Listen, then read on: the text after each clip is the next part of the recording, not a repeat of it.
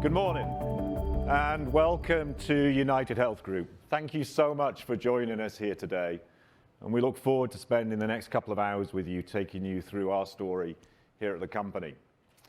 You know, it's about 45 years since United Health Group was first incorporated, and as many of you will recognize, it's almost unrecognizable today from what it was back in the late 1970s. It's evolved from being a company initiating to look for coverage for folks, grew through an era of figuring out how to develop policies to help influence best care delivery, extended into care delivery itself. Those years of evolution have really been a response to market dynamics, to the needs of the environment, to the needs of consumers and the needs of payers. And the company has responded repeatedly with an agility and an energy to grow and change. And yet, after 45 years, the team you're going to meet today, our team, stands feeling more optimistic that our greatest potential still sits in front of us. We still feel complete commitment to our long-term adjusted earnings growth rate of 13 to 16%. We believe that despite all of the achievements of the last 45 years, the scope for further impact is larger going forward than it has been even behind us. And today, we look forward to sharing the reasons why we believe that, why we think those opportunities are real and within our grasp. We're going to do that through the lens we laid out last year, the growth strategy of United Health Group, built on our 5 growth pillars. Those growth pillars are guiding us. They're how we run the company. They're how we keep score within our own organization. And you're going to hear over the next couple of hours how we feel that's going, the progress we're making, and we're going to share with you some of our scorecard in terms of how we think things are playing out. To recap those 5 growth pillars really quickly: value-based care, how we can build an ambulatory value-based care system, comprehensively looking after patients, figuring out a way to deliver more quality at lower cost, better medical outcome. Benefits, how we can continue to develop affordable, high-quality, accessible health coverage for people regardless of their status across our country. Health technology, how we can bring the benefits of health technology to payers and providers across the country to be the greatest supporter of the general development and innovation of the healthcare system. How we can bring to life the opportunity of financial services within healthcare, a key strand which drives much of the system and represents great opportunity for simplification and streamlining. And last but not least, the relentless modernization of the most common touch point in healthcare, pharmacy services. How we can develop a pharmacy services platform for the future, and one which can really respond to technology and innovation which is coming from the pharmaceutical industry. Those are our 5 core growth pillars for this organization. Each one of those individually represents tremendous scope of opportunity. Each one of the 5 are already very big businesses within United Health Group. They all represent engines of this organization. You'll see all 5 of those represented to you this morning. You'll see the progress they're making and the growth they're achieving. They all exist within large addressable marketplaces. And in most cases, we're really now, despite our size, only scratching the surface of the opportunity that lay ahead. And you'll see some of that described to you. But in addition, and importantly in addition to those significant focused engines, they have something else very special. They all help each other. They all play together in ways which make each one stronger than they could possibly be standing alone. That ability to connect the system, to find ways in which financial services can support value-based care, find ways in which pharmacy can help our benefits business can inspire our delivery business. That's where the true energy of this organization lay. Let me bring that to life a little bit by diving into value-based care. Think about what we're building within Optum Health. Of course, the clinics, the focus on building out clinics. But as you look at the way in which that has grown, step back, where did it come from? The inspiration for that entire strategy comes from our benefits business. The benefits business conceived of the notion of how we could develop a value-based approach. Optum began to build in response to that. That build begins around clinics. It then assembles other capabilities, different types of specialists. About half of our physicians are primary care, about half are specialists. We work with employed and contracted and affiliated clinicians, many different models being deployed. You see the pace at which that business is developing. This year already, we've transferred or grown 1 million more lives looked after within our Optum Care value-based platform. Next year, we're expecting to add at least 750,000 more. That pace of growth is coming true because of that growth of capabilities that's been established. But it's not just about the clinics. It's now about home and community.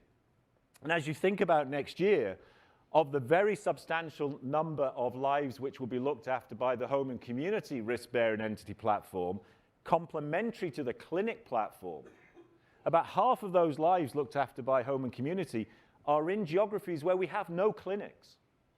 And so the home and community platform itself gives us yet another opportunity to extend the notion, the idea that we believe in, that comprehensive value-based care delivers better medical outcome, better quality for patients, a better role for providers, and crucially, better value for money for payers. We think it's a truly sustainable way to modernize the healthcare system for all of the key participants.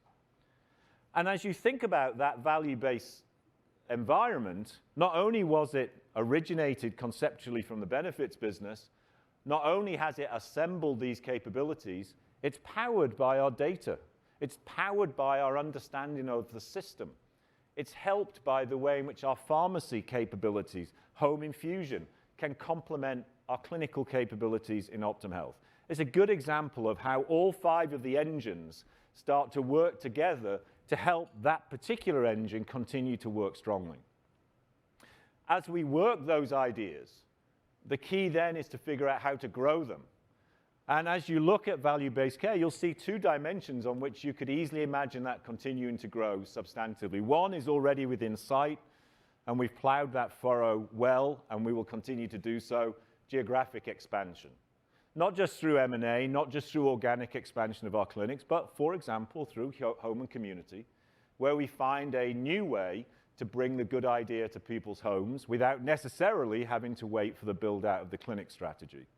It's a great way for us to accelerate the delivery of what we believe to be a highly effective, extremely sustainable approach to more people more quickly. The second area is to conceptualize the way in which we take a great idea, comprehensive value-based care, which of course has been pioneered within the senior marketplace, and take it to a different part of the marketplace. Commercial. 170 million Americans in the commercial insurance environment. The opportunity to innovate in that space feels right. The timing feels right. The rails that we are building within Optum Health creates a set of capabilities, an instinct, a muscle memory within our health system, which we know works for seniors, and we are confident can be developed and built further for the commercial environment. Those 2 dimensions, geographic and moving across into different classes of business, represent enormous future potential growth for the organization and are high on our list to move forward. You will hear about all of that in the next couple of hours.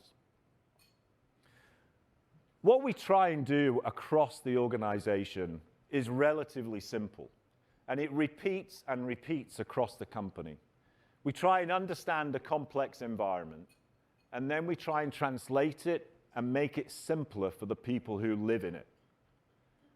We want people in America who need healthcare to be able to access it without needing a PhD in healthcare to do it.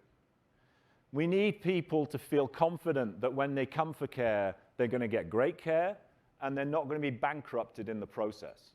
Our job is to translate that complexity and make the extraordinary capacity of the US healthcare environment available for everybody who needs it. We're incredibly focused on making sure that that's true across the spectrum of people in the country, whether they are poor, whether they're rural, whether they're urban, whether they're veterans, or whether they're conscientious objectors. We want to create a system which works for everybody, and we're working hard to make that happen. We believe that within that agenda, that commitment to the mission, that there is tremendous ongoing growth in this organization. You will see that reflected, and I hope you saw that reflected last night in our confidence for next year. Now, to do all of that, we also need to do two other really important things to bring some high-octane energy to the future growth of the organization. The first is to become and learn how to be a preeminent consumer organization. The future of healthcare, in no scenario, is a future where the American consumer has less influence than they have today. In every scenario, the American consumer, the American patient, has more influence in the future than today. We need to build and respond to that. That's why you've seen in the last 12 months enormous steps forward in the company's stance towards the consumer at every level. Our agreements with Walmart, our partnership with Red Ventures Health are both designed to engage us at a level with the American consumer where we've been nowhere close to before. Whether people want to meet us on their shopping visits to Walmart, whether they meet us through health grades or health lines, those hundreds of millions of people a month who are trafficking through those digital environments or through those stores, those are our customers. They are the customers of the future. Theirs are the voices we have to build and respond to. You will see more and more emphasis in the organization as we lean into that consumer agenda. It's important we do that. Those consumers are, of course, our customers. They either are or they will be our patients. They are or will be the decision makers on how care evolves. And there are scenarios, as you imagine, things like commercial health insurance maybe one day evolving from being a defined benefit to a defined contribution environment where you can anticipate the consumer's role becoming even more critical. Building the capabilities ready for those scenarios are no-regret moves and help future-proof our long-term growth over the next decades. Second area that we need to make sure that we accelerate at pace is technological capabilities. Our ability to bring value from all of the data and the connectivity that we have across the system is crucial for us to make sure that we bring to customers, consumers, patients, and providers, and to payers exquisite, right first-time advice, exquisite understanding of opportunities to take cost out of the system, and figure out where are the no-regret places that we can stop care without necessarily impacting outcome, and where we should increase care because we know it maximizes benefits to the patient. That's a data challenge. How we bring that data to life, we're just scratching the surface. But we're at a moment in time where technology and the availability of talent is an extraordinary fertile opportunity for this company to leap forward, both in technology and its application and in the way in which we drive a consumer orientation in the business. None of that takes away from being a hardcore organization focused on medicine, healthcare, and of course, fiscal thoughtfulness. But in addition to all of those things, making sure that we are a strong consumer-led and strongly technologically empowered organization are areas for us to continue to build on. You will hear a lot more about that over the next few hours, and I encourage you to engage in the seminars also as we get into that. Now, to achieve all of that, we really need to have an extraordinary organization of people, and I'm incredibly privileged to stand here representing 380,000 people across the world who support United Health Group every day. Those people do an incredible job, whether they are answering calls, whether they're going into a senior's home to help understand that person's health needs, whether they're making sure that our financial strength is there for us to make the next move in our strategy, whether they are simply making sure that the machine of the company turns every day the way it needs to. We depend on all of them. The diversity of that skill set is proliferating fantastically well. You have to have that diversity in every sense because we now need strong consumer capabilities. We now need much more advanced, more modern technology capabilities. We need more physicians, more clinicians, more people who've got empathy with the system. It's an extraordinary statistic, for me, the most extraordinary statistic of today. So far this year, 3.9 million people have applied to join United Health Group as an employee. That is an extraordinary signal of how people want to be part of this journey. Why do they want to be part of this journey? Because they can see in this company an ambition to grow, yes. They see in this company a deep commitment to quality, yes. They see in this company an extraordinary commitment to putting the patient first, yes. A culture which values performance, yes. A culture which holds ourselves accountable for doing the right thing every single day, when people are watching and when they're not watching, and delivering performance for all of our stakeholders. You're going to see over the next couple of hours and in the seminars later today, 60 of my colleagues. A third of those 60 have joined us in the last 2 or 3 years from other Fortune 100 companies. There is a mix of experience there. People who've been here for decades, people who've been here for a much shorter time. People who've come from the biggest tech companies in America to the biggest consumer companies, from pharmaceutical industry and from government. It's that diversity reflected in the 60 folks you're about to meet, reflected down through 380,000 people across this organization, which gives us the confidence to be able to commit to the growth that we're laying out for you today. We believe it's built behind a great mission. We believe it's built on the shoulders of values. It's built on a culture of quality and performance, and it's built on a culture of holding ourselves accountable for delivery. We're going to take you through that. We're going to share that with you, and I hope very much you see at the end of the day why we're so confident our potential is stronger in front of us than it even has been already. Final reason why these 60 people are coming to this company, why these 3.9 million people are applying to this company, why the 380,000 people turn up every morning to work hard for this company, is because they know in this company they can make an impact on healthcare. And not just in a small pilot example, not just in an experiment, but when their idea works, it can affect millions of people. It can change the lives of millions of families. It's the impact that people are seeking. It's the opportunity they have to do that at this company that brings them to United Health Group. It's what brought me to this company. It's what brought the 60 you're about to see to this company. I welcome you to this conference today. Please engage. We look forward to sharing everything we have with you. And with that, I'm delighted to hand over to Dirk McMahon, our President and Chief Operating Officer.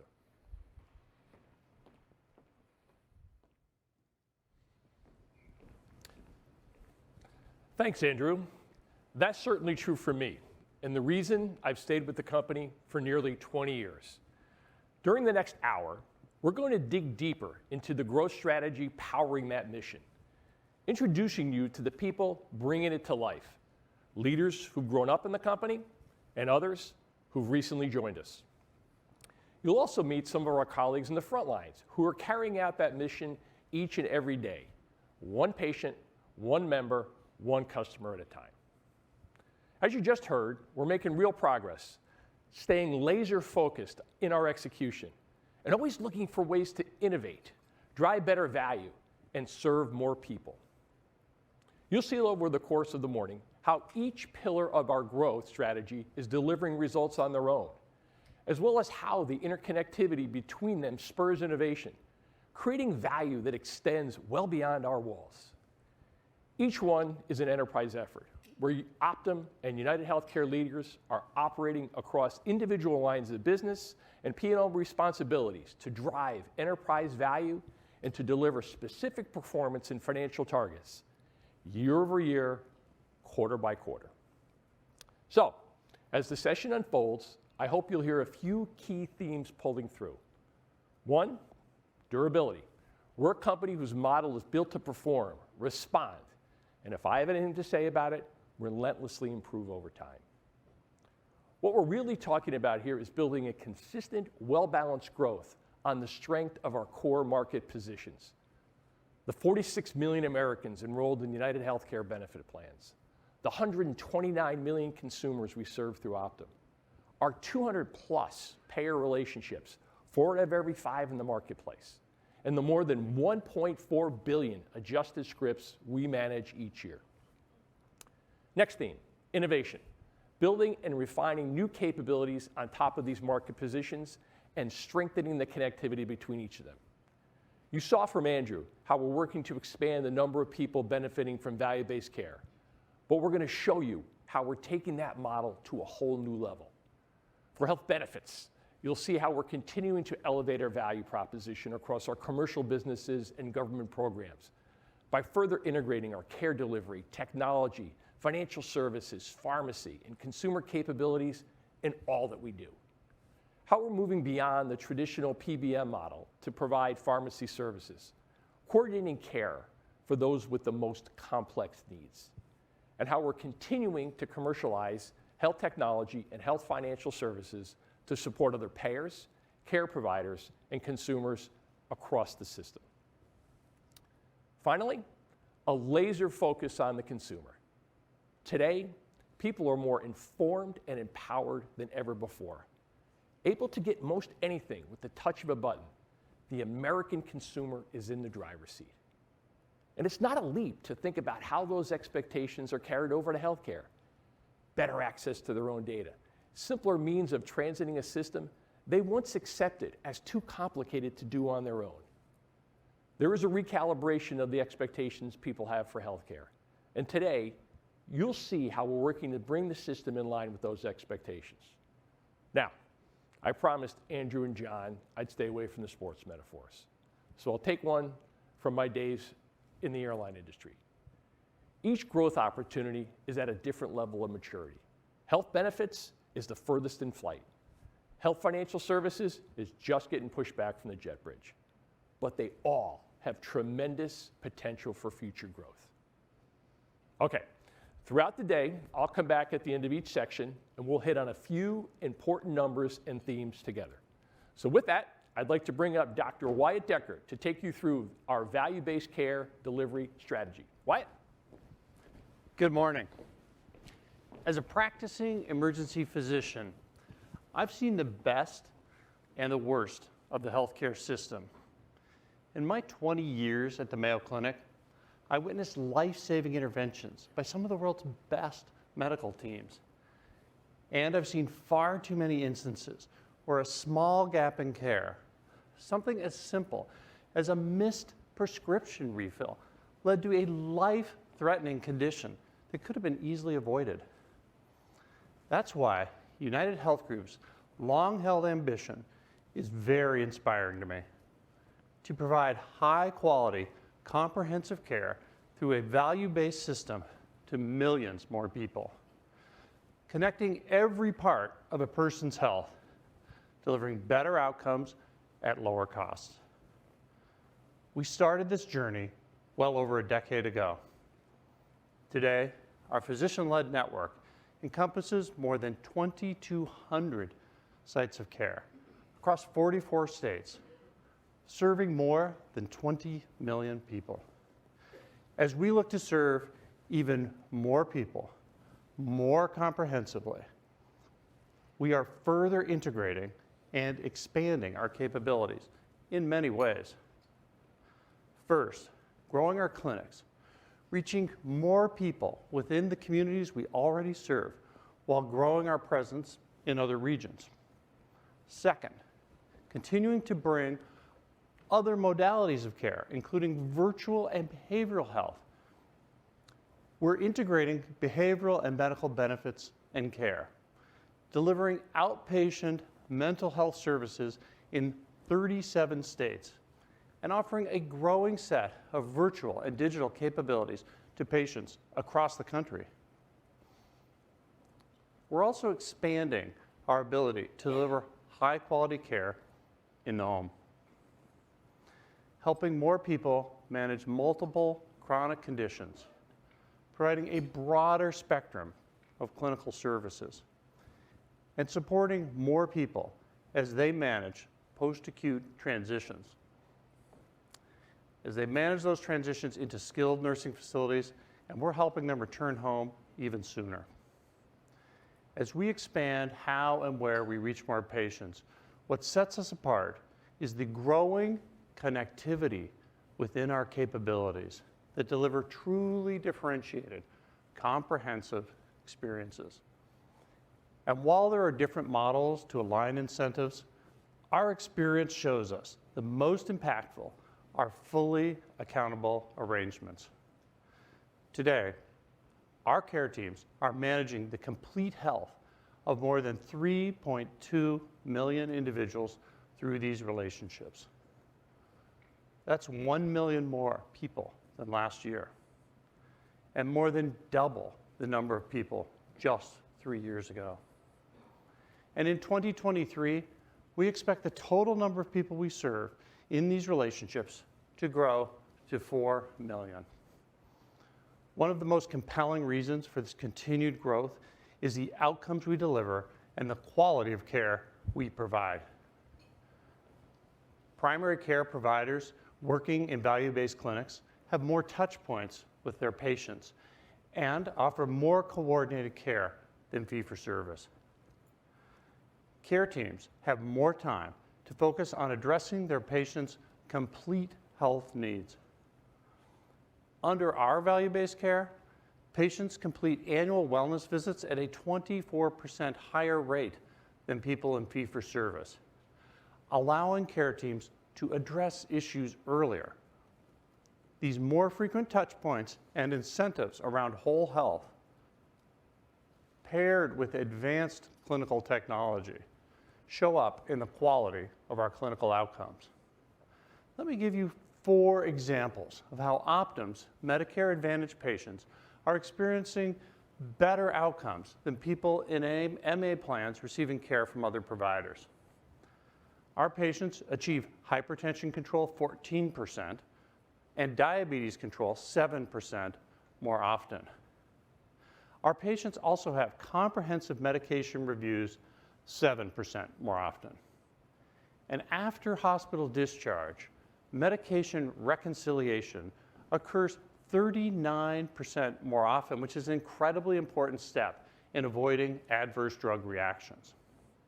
Now, I'm going to turn it over to Caitlin Zula, who's going to talk about the opportunity we have to drive quality and affordability by optimizing the site of care. Thank you so much, Dr. Decker. The site of care has a powerful impact on both patient outcomes and cost.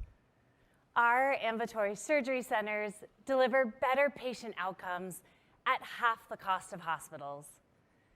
And we know effective home-based medical care can reduce hospital admissions, ER visits, and time spent in skilled nursing facilities by 15 to 25%. The ability to guide patients to the right level of care in the right setting and at the right time, and bringing together all the right pieces to offer a comprehensive experience that empowers both the care provider and the patient are critical elements to effective value-based care. For us, this usually starts with the primary care physician. Building our physician-led network over the past decade has been anything but a one-size-fits-all approach. But there is a common thread. From large-scale local care delivery organizations to individual physician groups, they all share a desire to elevate patient care and deliver better outcomes in the communities they serve. And as we grow our ability to serve more Medicare Advantage patients more effectively, we're continuing to invest in capabilities to expand our value-based care opportunities in new and interesting ways, like exploring other types of strategic partnerships, similar to the one we recently formed with Walmart, and further accelerating the adoption of value-based care to the 170 million people who have coverage in the commercial market to serve far more people than we do today. And that brings me to Kelsey-Seybold Clinic, who's been serving the Houston area for over 70 years. From pediatrics to senior care, they deliver high-quality, compassionate care in 35 locations, supported by nearly 700 care providers in more than 65 specialties. And they're one of only a few organizations in the country with deep experience serving Medicare Advantage and commercial patients through value-based arrangements. Joining me now is Dr. Tony Lin, CEO of Kelsey-Seybold. Tony, thanks so much for joining us.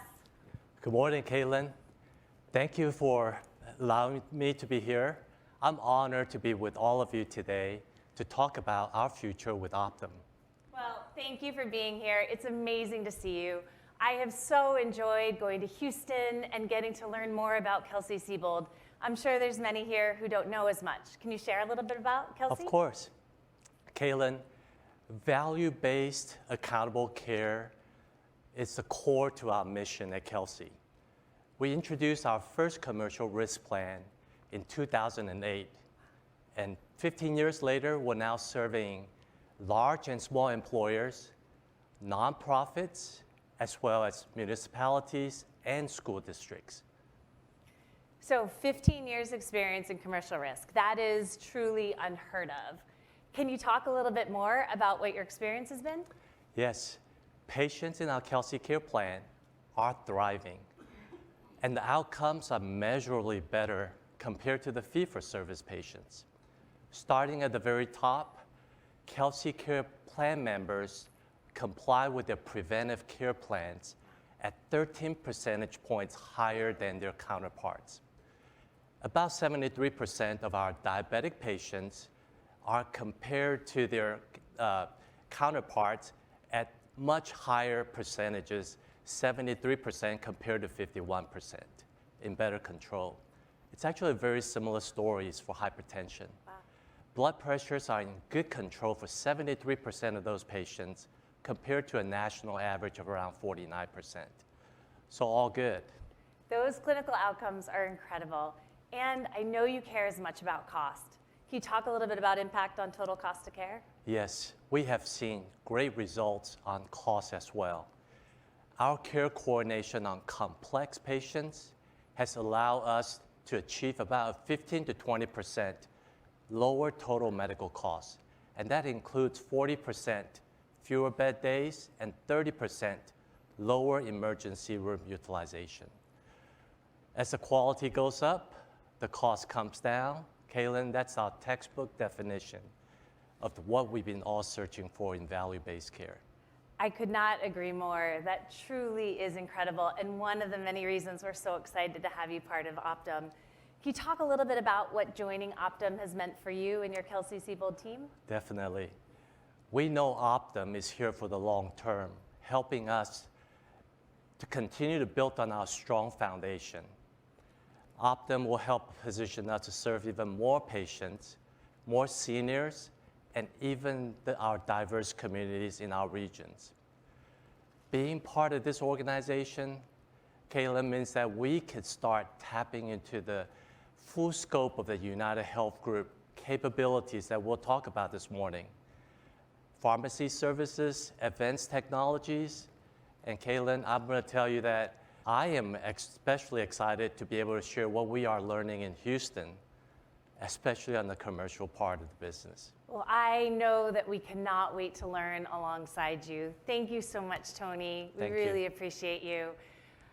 And with that, I will turn it over to Christy Duffy to explain how we're expanding our in-home capabilities. Thank you, Caitlin. And good morning, everyone. As a geriatric nurse practitioner in the ER and ICU, I learned quickly if basic needs aren't met, everything else becomes nearly impossible. I saw so many missed opportunities to prevent our most vulnerable patients from ending up in the hospital because they didn't have access to the care that they needed. So we are expanding the ways we reach people, caring for them in the comfort of their homes to address their medical, behavioral, and their social needs. which is especially important for the growing number of Medicare dual and chronic special needs patients who require a far more individualized approach to care, considering the compounding challenges they face in their daily lives. On average, they're managing 9 different chronic conditions.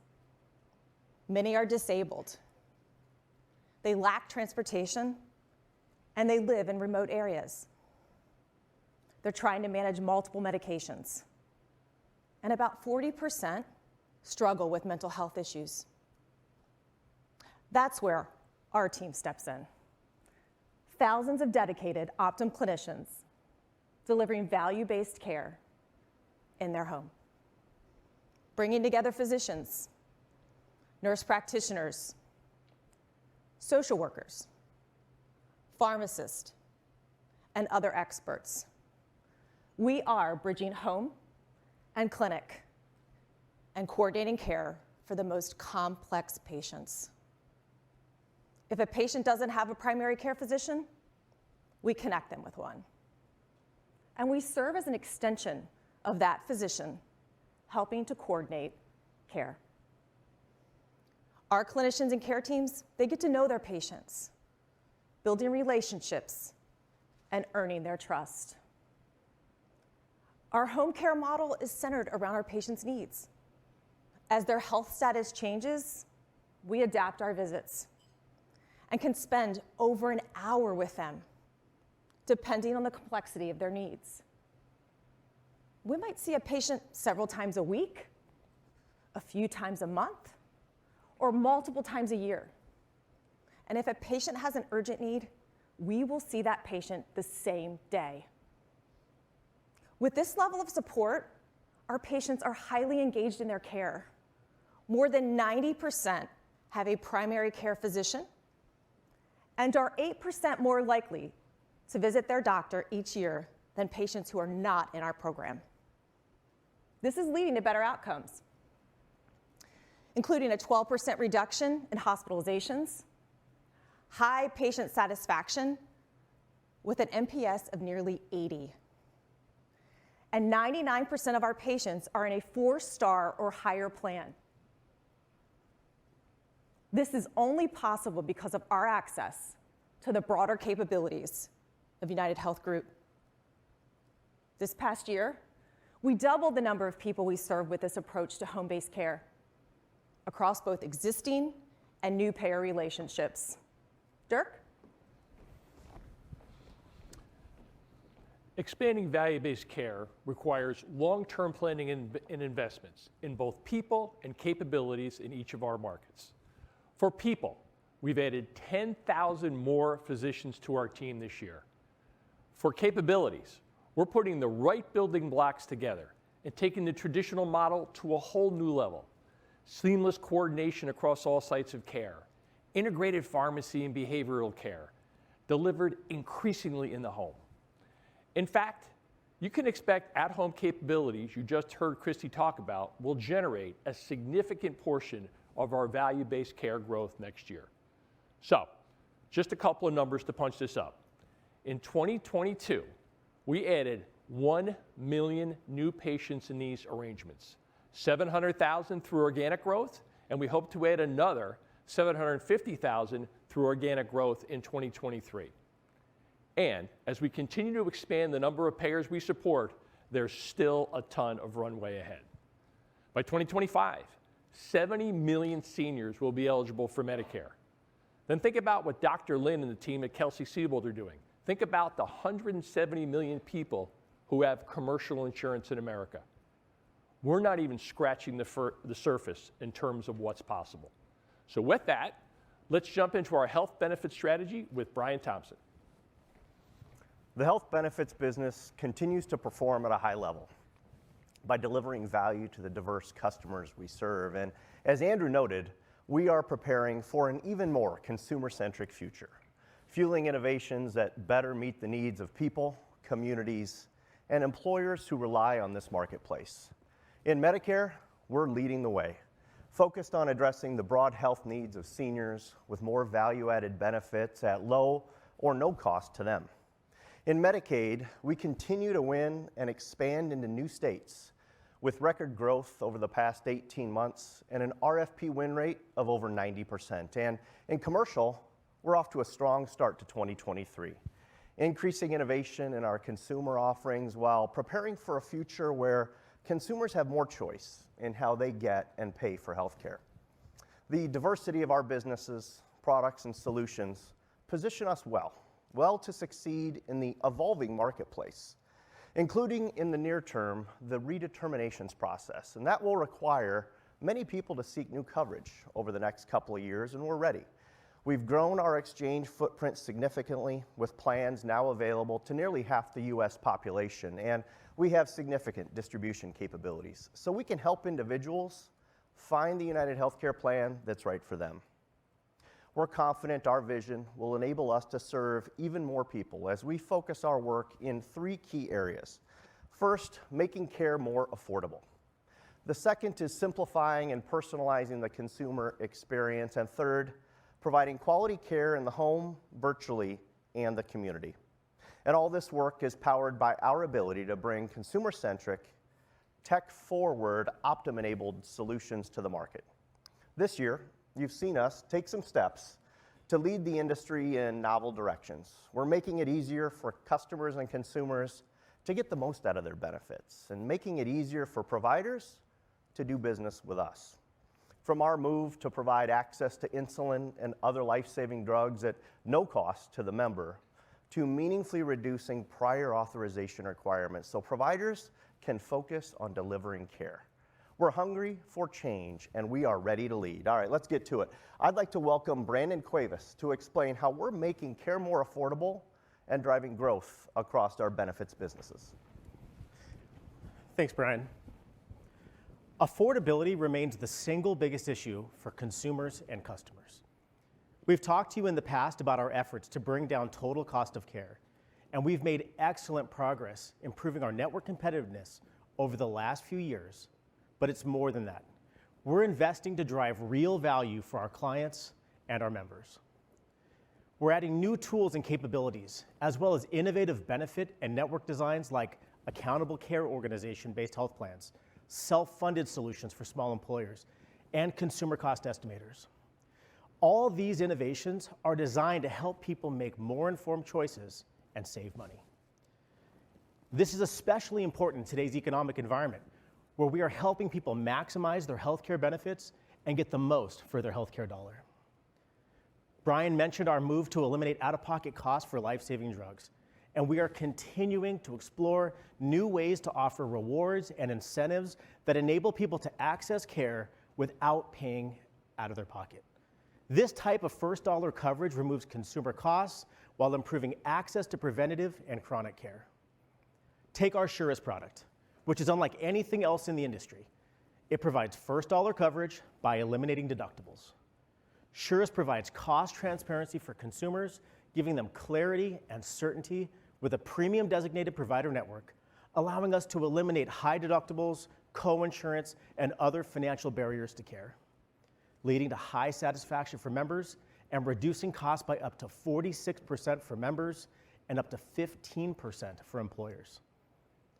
And customers and their employees are taking notice. In 2021, about 1 in 25 of our national accounts offered Surest. In 2023, 1 in 9 will offer it, making Surest one of the fastest growing commercial offerings. Now, affordability is the first thing customers and members consider when picking a plan, but experience is essential. Chen Tang will discuss how we are making care more personal and easier to use. Thanks, Brandon. After cost, the next biggest pain point for our customers and consumers is how difficult it is to navigate the entire healthcare system, including benefits. Our job is to make it simpler.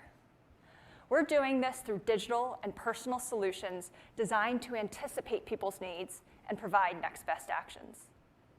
Using a multi-channel platform, chat, digital, text, and call, we're engaging people at every step of the way. In Medicare, we are engaging seniors even before their benefits take effect, allowing them to start taking advantage of services like scheduling an appointment or earning an incentive. We're also simplifying their experience with innovative products like our integrated card powered by Optum Financial, consolidating separate member benefits and incentives into a single, easy-to-use card that can be used at tens of thousands of retail locations to buy groceries and OTC products. This integrated card was available to 180,000 people this year. In 2023, we're bringing it to more than 7 million people.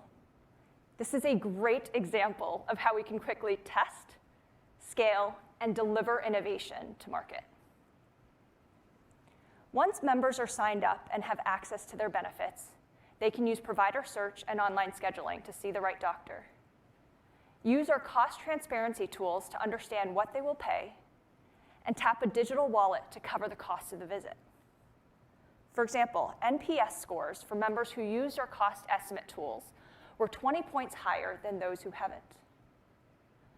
We see a huge opportunity to help address fragmentation in the marketplace, addressing the point solutions Andrew referenced earlier, so we can simplify the consumer experience. One way we're doing this is through our programs that advocate for our members. Our advocacy work started by helping members and care providers understand their next best actions. We then developed personalized service solutions for those with special or complex care needs.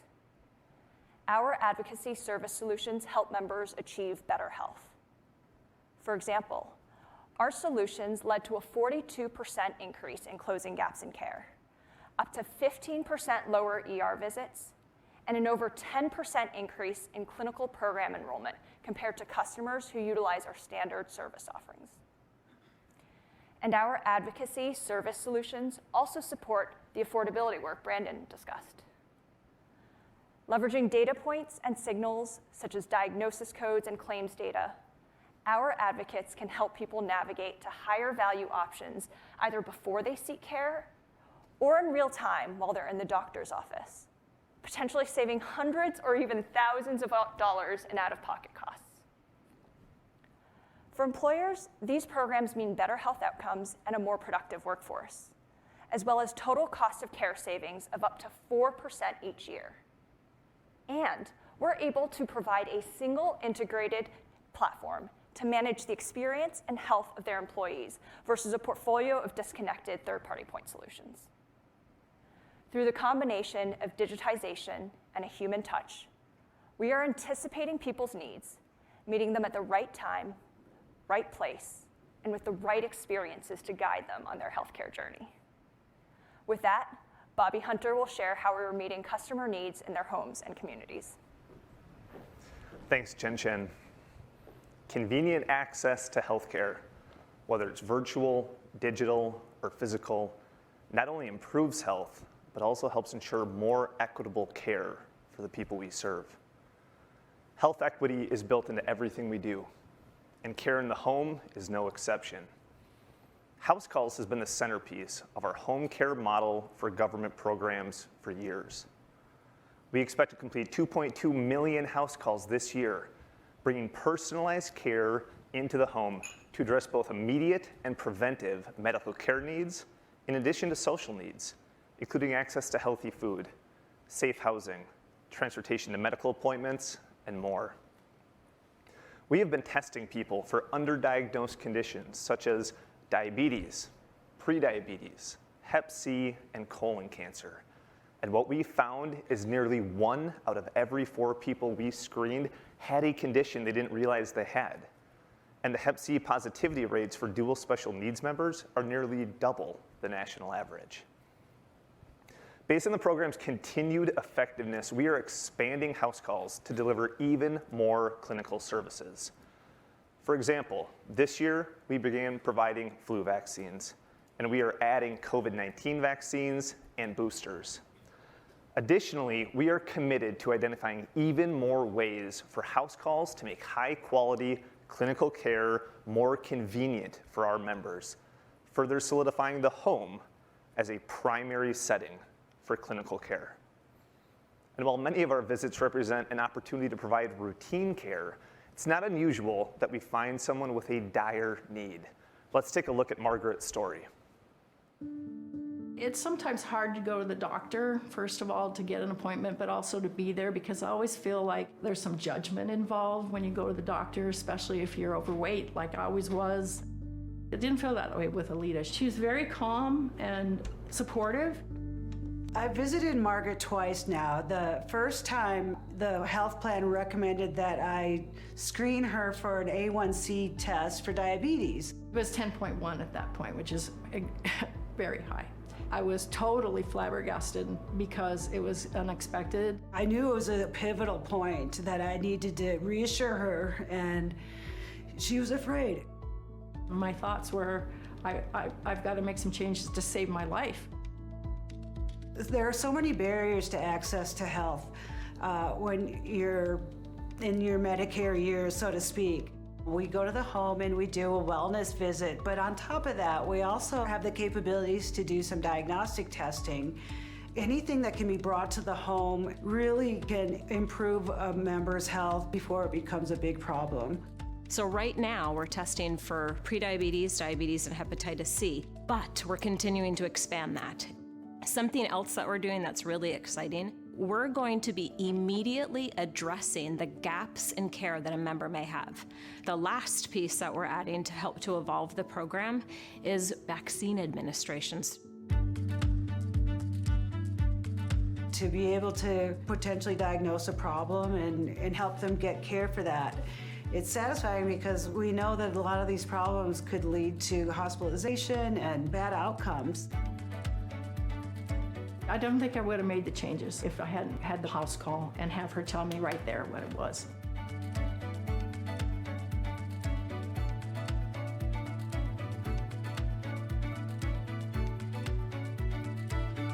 Without this program, I probably would be diabetic for life and on meds forever. I believe that.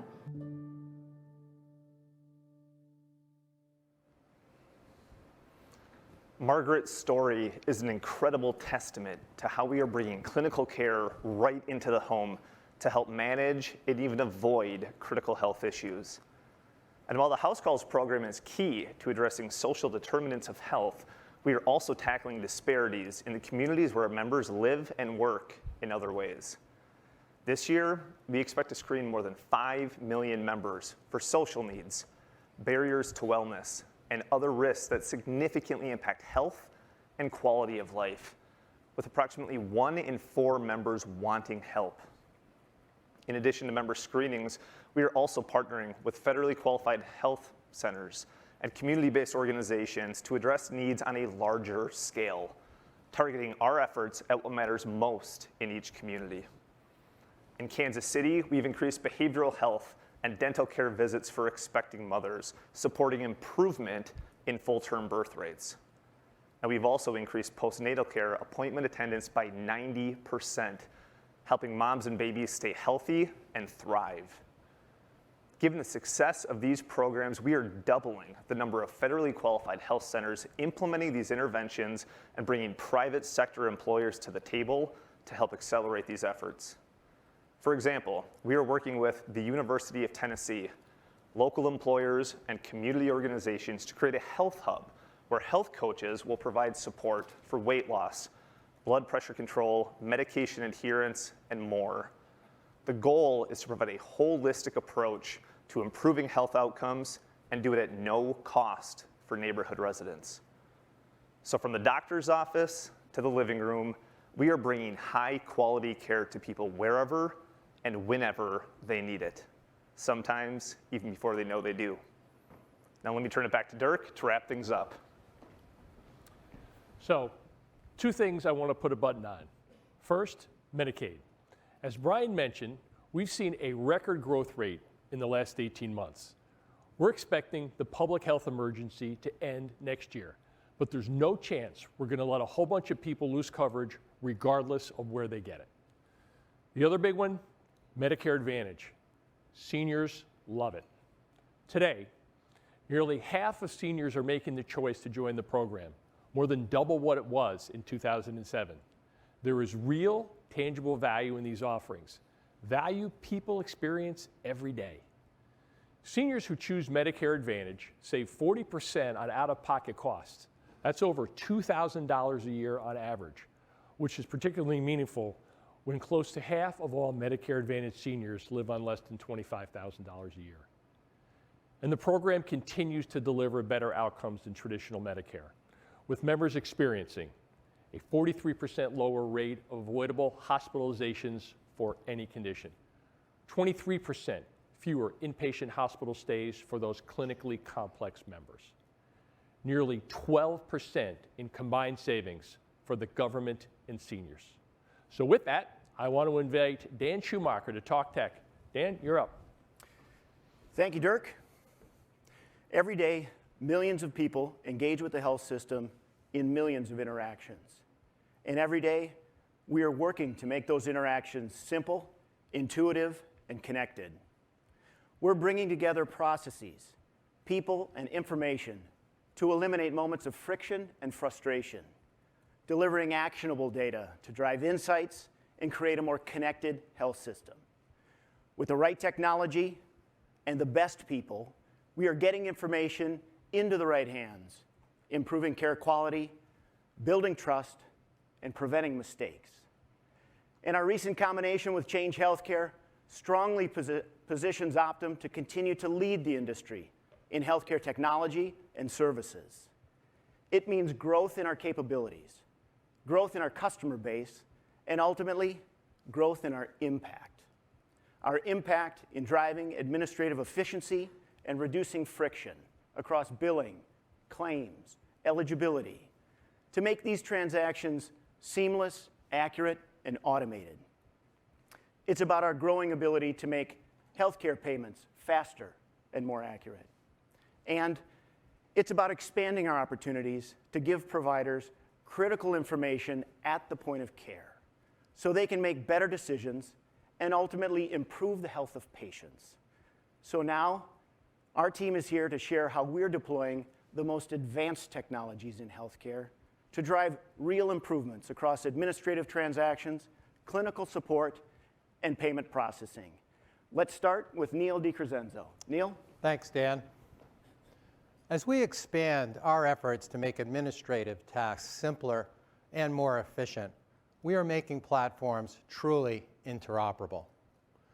We're providing a multi-payer, multi-provider experience which is creating greater alignment and ultimately reducing rework. A new solution we developed enables faster payment of claims by ensuring these claims get submitted correctly, which of course is a big source of friction in the system. When we move payer payment rules into the provider's revenue cycle workflow, the volume of rework drastically declines. Our technology incorporates machine learning and offers recommendations to care providers right at the time they're completing the documentation required for billing. And this gives them the opportunity to correct these claims that would wind up stuck in the system and helps them get it right the first time. The results of this innovation are strong. We're tracking to a 25% improvement in accuracy, which is great, as it saves time and reduces costs for providers. And when modeling these savings at scale, we can impact the hundreds of billions of dollars care providers and payers pay each year. And for consumers, like all of us, the value of eliminating one of the biggest pain points is enormous. And this is just one example of what we're doing to improve the administrative side of healthcare.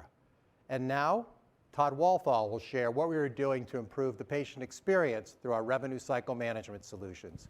Todd? Thanks, Neil. We rely on technology to maximize the power of our revenue cycle management tools.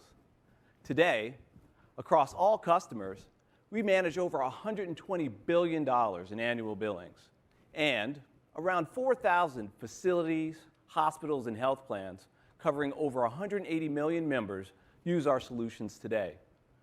One of our partners, Boulder Community Health in Colorado, is using our solutions to reimagine how the revenue cycle can raise performance, and they're seeing strong results, including double-digit improvement in cash collection as a percentage of revenue billed, as well as clinical documentation and coding, which is key to ensuring appropriate reimbursements for services. These tools, technology, and process improvements are also helping reduce employee burnout. Since forming our partnership last year, employee retention has improved significantly. In addition to our work with Boulder Community Health, we're also helping clients improve the patient experience within the revenue cycle. For example, when it comes to digital, consumers expect ease and simplicity. They also want their healthcare digital experiences to work the same way. Combining the revenue cycle capabilities of Optum and Change Healthcare enables us to provide real-time digital cost estimates so patients know what their financial obligation will be for a medical procedure. We can determine eligibility and automate the prior authorization process so there's no delay. Patients can pay online or through an app. We even offer financial assistance tools. All of this simplifies the patient's financial experience and offers them a peace of mind of knowing what to expect.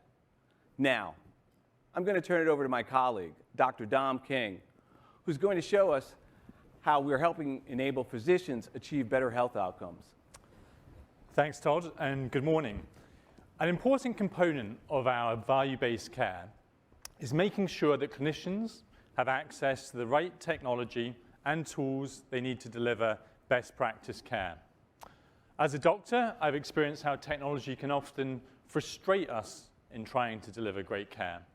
And as a technologist leading research and development teams at organizations like DeepMind and Google, I understand how challenging it is to bring innovation into complex healthcare environments. At United Health Group, we have an unparalleled opportunity to successfully take cutting-edge technology from the lab right into the clinic and helping our patients. An area we're investing heavily in is clinical decision support. These tools are rigorously researched, importantly built hand in hand with users, and reliably updated as peer-reviewed evidence emerges. Dr. Casey Jimenez and his colleagues are using Optum's clinical decision support system in Florida to help him deliver better care for patients with chronic conditions like diabetes and high blood pressure.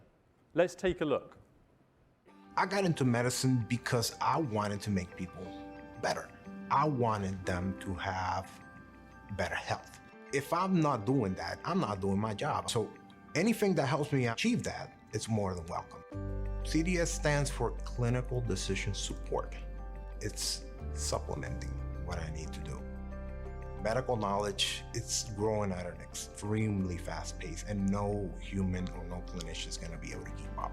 Changes in regulations, changes in care, new medications, new therapies. So this is where the clinical decision support tools help out. It gives me information about what the latest medications and guidelines say that the patient needs. And it also gives me information at a glance about what health conditions the patient has, the allergies, risks, and how well the patient's responding to prior interventions in the past. So it's an augmentation of my brain.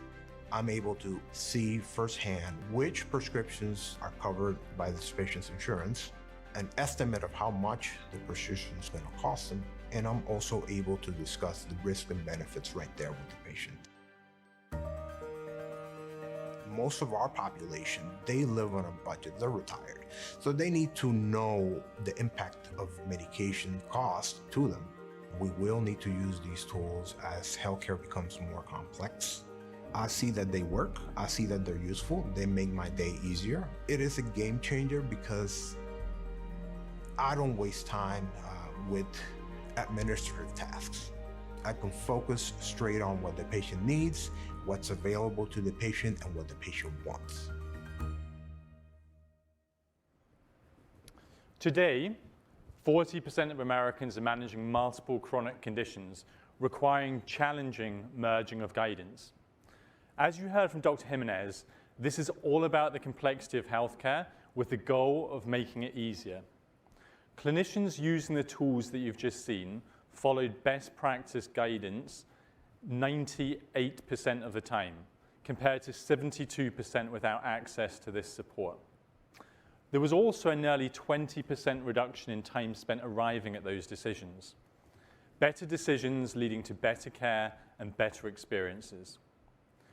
As we look to the future, we're excited to begin incorporating trusted artificial intelligence insights into our clinical decision support tools, giving them more predictive capabilities and allowing clinicians to make the shift from detecting a problem to preventing it happening in the first place. Take, for example, chronic kidney disease, which affects 1 in 7 adults in the US. We're building artificial intelligence models that can identify patients that require more proactive support, aiming to head off the need for intensive and costly future interventions, such as dialysis or a kidney transplant. This is just one focus of our applied research programs. Other areas we're exploring include how AI can help to identify those patients at greater risk of a hospital admission. Similar approaches are being taken to help clinicians complete administrative tasks faster and smarter. Dirk. Thanks, team. Getting things right the first time, that's what stuck with me. You heard the team discuss how we're really leaning into 3 key areas. Expanding point-of-care insights aligned to evidence-based standards inside the physician workflow. Making healthcare payments faster and more accurate. Driving administrative efficiency and reducing friction. Less rework, faster speed to payment, putting minutes back on the provider schedule. All signs of a health technology and data strategy that's durable and scalable. A strategy that enables high-quality care for everyone. And the benefit of this work and Optum's enhanced capabilities will be exciting. This year, we'll execute 10 billion electronic transactions with change, we'll do more than 22 billion. Together, we will manage provider billings of more than 120 billion, which is a 30% increase when change is added. Altogether, faster speed, better accuracy, greater volume will ultimately drive more standardization and simplicity in the system. With that, I'd like to invite Kurt Adams to take you through our financial services strategy. Kurt? Thanks, Dirk. Nearly 20 years ago, we formed a bank to offer a seamless solution to help people better manage their healthcare expenses. It turns out we created a business that generates steady growth and provides healthcare financial services to more than 17 million people and 58,000 employers. We also saw another opportunity, this time to streamline claims payments for care providers. They were growing increasingly frustrated, not only by how long it took to get paid for their services, but the friction created by disparate platforms and workflow applications required to reconcile and settle these claims payments. These challenges ultimately inspired the development of a highly efficient and robust payment platform and network that today delivers payments digitally into the accounts of more than 2 million providers on behalf of more than 150 payers. Security, accuracy, and scale are cornerstones of our platform and vital to the day-to-day transaction flow of the entire health system. The value of our network was made even more clear at the onset of the pandemic, when clinics were closed, cash flows dried up, and thousands of practices were worried they might never reopen again. Given the crisis, Congress authorized the distribution of billions in payments to care providers, but the agency didn't have the connected network or the platform to deliver the payments as fast as they were needed. So one Saturday morning in early April of 2020, we got a call. And within days, we began what would become $150 billion of payments, over 440,000 care providers, a large percentage of the health system, but well within our capabilities. This infrastructure, 2 decades in the making, serves as the foundation for our strategy in shaping and transforming the next 2 decades in health financial services. And while there are many payments companies with strong network capabilities and many healthcare companies with broad-reaching relationships throughout the system, no one else brings both capability sets together to create value for consumers, payers, and providers quite like we do. My colleague Takumi will now share with you some of the areas where we're driving innovation. Thanks, Kurt. I lead innovation at Optum Financial. Prior to Optum, I was a part of successful initiatives at PayPal and Apple Pay, where I helped build and scale solutions that reached millions of merchants and users because the solutions were intuitive and reliable. I learned the importance of building platforms that could integrate with networks at scale and build trust. The ability for a simple app like Venmo to connect to bank accounts and debit cards turned that solution into a verb, where 83 million people are now Venmoing one another for everything from concert tickets to piano lessons, a trusted alternative to cash. It's how a platform connected to over 40 global payment networks, connected to thousands of card issuers, facilitated the safe and secure provisioning of millions of cards onto millions of iPhones every day. I was drawn to Optum because of the same potential for impact and scale, with a unique collection of assets and capabilities. A financial services business moving hundreds of billions of dollars between payers, providers, and consumers. These building blocks are enabling us to bring scalable innovation to healthcare payments and to bring new solutions to market. One example is the card technology my colleagues talked about earlier today. Not only are we creating a more convenient experience for seniors in Medicare Advantage and dual special needs plans, linking their health plan information, pharmacy benefits, rewards, gym membership to a single ID card, our payments capabilities allow members to easily pay for items covered by their health benefits, like groceries, over-the-counter medications, and even utility bills, without using cash or worrying about saving a receipt to be reimbursed. We can identify qualified items at the SKU or product level and execute payment at the point of service. The integration with our retail network and ability to adjudicate at single item level precision is what makes this possible. By early next year, this technology will be available to almost 12 million people across multiple health plans. Our retail acceptance network already includes 6 of the 10 largest grocers in America, including Walmart and Kroger, as well as leading pharmacies like Walgreens and CVS. Convenience is key, as 92% of Americans live no more than 5 miles from a participating store. And our retail network will only continue to grow. But more importantly, what we're uniquely able to do is to offer a service that connects from within the healthcare system. What's different in our approach is not just connecting the consumer to the retailer, but connecting their health plan as well, whomever the payer or plan might be. So the capability and potential impact extends well beyond the core transactional functionality of the retail network. It amplifies the utility. When we connect and integrate to the care providers in our ACH network that Kurt just talked about, we are similarly creating opportunities to amplify and play a deeper role in payments and financing to deliver on the promise of real-time payments in healthcare. Platforms that connect to networks to deliver better experiences and embedded financial services at scale. Back to you, Kurt. Thanks, Takumi. We are working on a future where retail purchases and medical claims are processed instantly at the point of service, where payments happen with the same ease and convenience consumers have come to expect in so many other aspects of their daily lives. And with our growing consumer capabilities, enhances our scale and value of our payment networks and provides an opportunity to improve consumer experiences throughout our combined efforts. This is hard work, no doubt. And while we are still early in our journey, the addressable market revenue opportunity is well north of $100 billion across the healthcare industry. This type of opportunity isn't available to everyone. We are unique because of our payment platform, network capabilities, and the broad relationships we have embedded within the healthcare industry.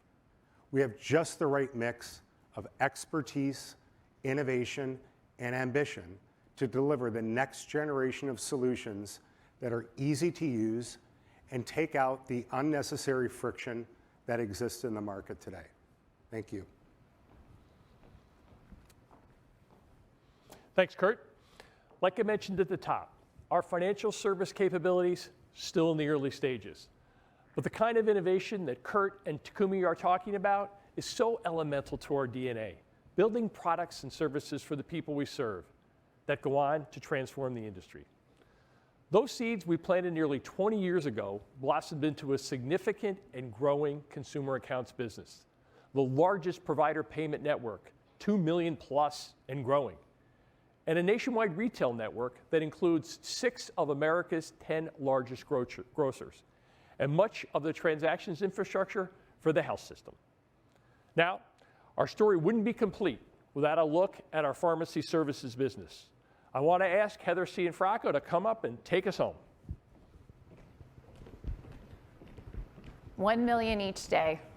That's how many people we reach through our pharmacy offerings. Helping people manage multiple medications and chronic diseases, helping people access and afford the drugs they need, and giving them every assurance they're not on their own in navigating the complexities of the health system. We have more than 12,000 clinicians, pharmacists, and pharmacy technicians connecting the dots of healthcare and advocating to make it easier for people to access the medical, pharmacy, and behavioral health therapies that they need. We're driving affordability and transparency for our clients, always guiding them towards the lowest net cost approach while remaining grounded in our strong clinical foundation. We're taking a holistic approach to managing specialty drugs and complex cases, and we're providing solutions that reduce drug costs for uninsured patients. We're simplifying access to care through direct-to-consumer digital solutions, home delivery, infusion services, and integrated pharmacies and community mental health centers, all while providing full-service, personalized pharmacy care and multi-channel digital engagement. Let's start with the ongoing evolution of our pharmacy benefits capabilities, our PBM, and the more than 61 million people it serves. And I'd like Tricia Purdy to share more about how we're expanding on this foundation and going so much further. Our differentiated PBM has long been the engine powering our consistent, durable growth, enabling us to innovate and scale to reduce pharmacy costs, whether consumers receive their benefits from United Healthcare or they are the 50% of people we serve who don't. We are building on our cost-based drug pricing model, an alternative to traditional pricing, by creating configurability for our clients, allowing even more transparency in how we deliver value and savings to our clients. Our suite of tools gives both people and their doctors real-time information, including if the drug is covered and how best to receive the lowest price. This kind of innovation is leading to client retention of over 98% and material growth. This year, we expect to process more than 1.4 billion adjusted scripts, up 5% year over year. As we continue serving more clients and more patients, we are focused on a future where care services capabilities are increasingly integrated with pharmacy, medical, and behavioral health, as you've heard throughout the morning, enabling us to care for the whole person. Today, we'd like to highlight 2 examples of where we are bringing this to life: our community pharmacies and our rare disease pharmacy. Tasha Hennessy is a pharmacist, and she's the Chief Operating Officer for our community pharmacies, and she is joining us live from Dallas today. Good morning, Tasha. Great to see you. Thanks, Tricia, and good morning as well. Nice to be with you. I would love to jump right in. Speaking of our community pharmacy model, one of the key attributes is the clinical value in how we deliver care. Could you spend just a couple minutes talking about that and maybe a window into some of the results you and the team are achieving? Yes, absolutely. So our team takes a really hands-on approach. The connection between our pharmacy and clinical care teams is key.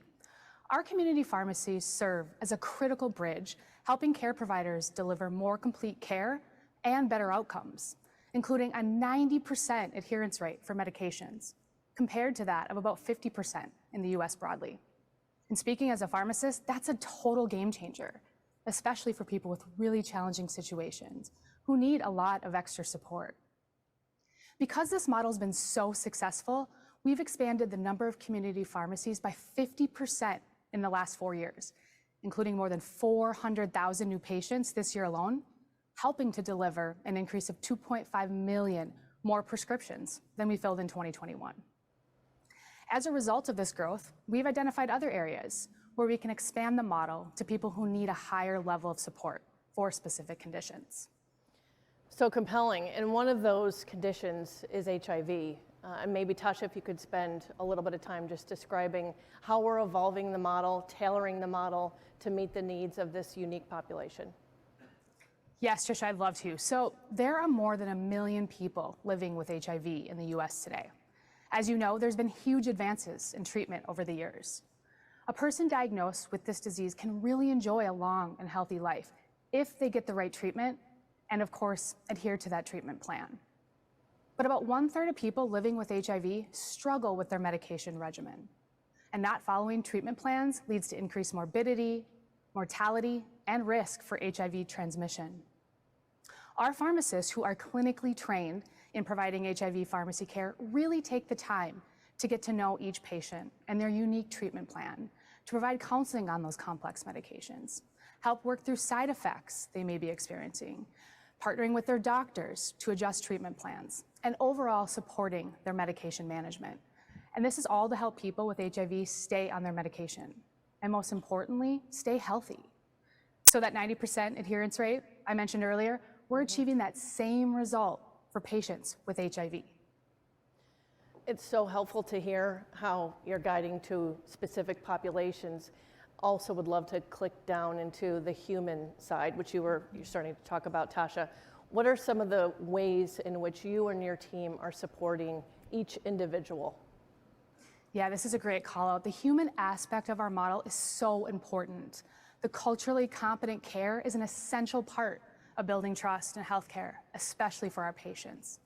It means ensuring our pharmacists know how important it is to put a premium on privacy, provide free, discreet delivery, and make sure we have personal hygiene kits, food, and water on hand to help patients who are also struggling with life's basic needs.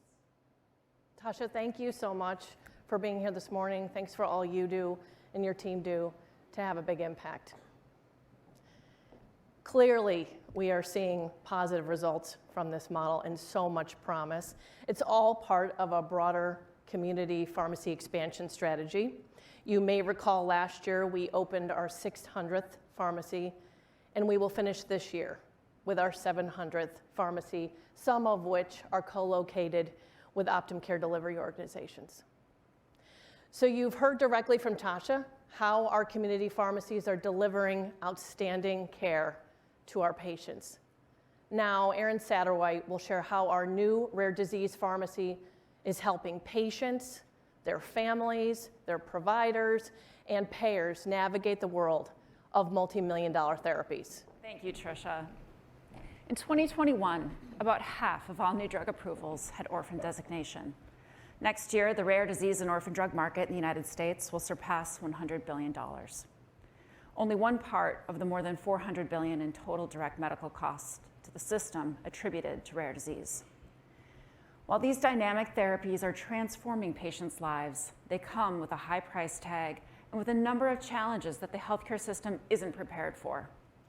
Patients and providers not only need a reliable resource to secure medication, they also need our expertise, because most providers will see a rare disease only a few times at most in their entire career. Drug procurement, logistics, dosing selection, insurance navigation, drug administration, lifestyle changes, and overall medication management are only a handful of examples where rare diseases challenge the system. Many of these patients see multiple doctors over years before they get a diagnosis. And once someone with a rare disease finally has a prescription, they need help with the lifestyle changes that sometimes come with a new medicine so that it works optimally. That is why we built our rare disease pharmacy, which specializes in providing access to therapy, education, and support for the whole person. After we opened our doors in 2021, we quickly started winning with pharma, securing access to manage ultra-limited distribution drugs and support the patients who take them. And in 2022, we doubled our win rate, including several exclusive agreements, a testament to the trust pharma manufacturers have in our service and our clinical expertise. We provide value to patients, providers, payers, and pharma to support these complex conditions. But what's important about this is that we are creating the foundation for our overall specialty model with expert, holistic support. That's why pharma is coming to us. Key to our success has been going deep in each therapeutic area, including extensive research, training, and engagement with patient advocacy organizations. This is how we create custom models that give patients one-on-one support on a first-name basis, supported by technology platforms with condition-specific data collection and reporting. A focus on a differentiated clinical model with a pharmacist-led care team is central to our strategy across our specialty businesses. And this is really important because sometimes the medication alone is not enough. Let's look at how our distinctive care model made all the difference for the Jameson family. Two of Marcy Jameson's children, Quinn and Riot, have a rare condition that affects a person's ability to digest certain sugars. Jamesons are among those living with 7,000 classified rare diseases. They saw doctors, they even had a prescription, but the children weren't improving. Until Optum took over support for their drug, and our expert pharmacist, Tim, helped them understand for the first time that in order for the drug to work well, they also needed to make changes to what they eat. Here is their story. Quinn was diagnosed when she was 2, so we've been dealing with CSID for 7 years. She has the sucrose, maltose, starch intolerance. Her height wasn't increasing and her weight wasn't increasing, and so she'd be in the failure to thrive category. Quinn had a prescription. It helped a little bit. It didn't do much. Not being able to fix the problem. I felt like I wasn't doing my job, and I was frustrated, not with her, but with the situation, and Riot had it too. It's like, what are we gonna do? For families like the Jamesons, sometimes therapy alone may not be enough, and that's where our clinical expertise and partnership comes into play. When we're the exclusive pharmacy provider, we are truly experts in that condition and that therapy. And we see all of the patients across the United States, whereas a physician referring the patient may only see one in their career. Our model doesn't just stop at the dispensing of a drug, and this is where the clinical wraparound services come to the table. It's things like behavioral health assessments, mental health assessments, nutritional and lifestyle choices, as well as monitoring and access to labs and diagnostic testing. A lot of these patients that I talk to on a very regular basis say that they've been to 3, 4, 5, 6 different specialists over the course of 5 to 10 years, and no one has answers for them. In Marcy's case, through that one-on-one interaction, we were able to find the time to talk about more than just the medicine, talk about the diet. And I determined that it was the formula that was actually potentially causing these symptoms in him. Finally having someone that listened to me and took the time to figure out what was going on was huge. My kids are happy now and life is normal.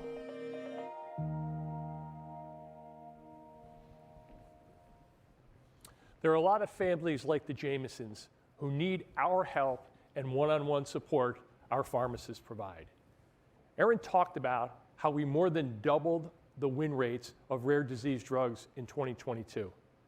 Next year, we expect to secure even more. And remember, the average rare disease drug is 3 to 4 times the cost of other specialty drugs and 25 times the cost of traditional drugs, which means growth in this area brings an outsized impact. Pharmacy services like these are the clear future of the pharmacy business, a future we expect will grow substantially over the next several years. In fact, our non-PBM revenue now accounts for about half of our overall pharmacy revenue and will continue to grow. And you should also expect significant growth in our core PBM business with a 98% retention rate. We're deepening relationships with consumers. We're growing our annual adjusted scripts, adding another $50 million in 2023. Okay, but before I pass it on to John Rex, I hope what came through during these sessions is our dual focus, our relentless drive for operational excellence, and our long-term vision for what healthcare can be for people. And now, and how we are doing it on behalf of everyone in the health system. Now I'll hand the stage over to John. John?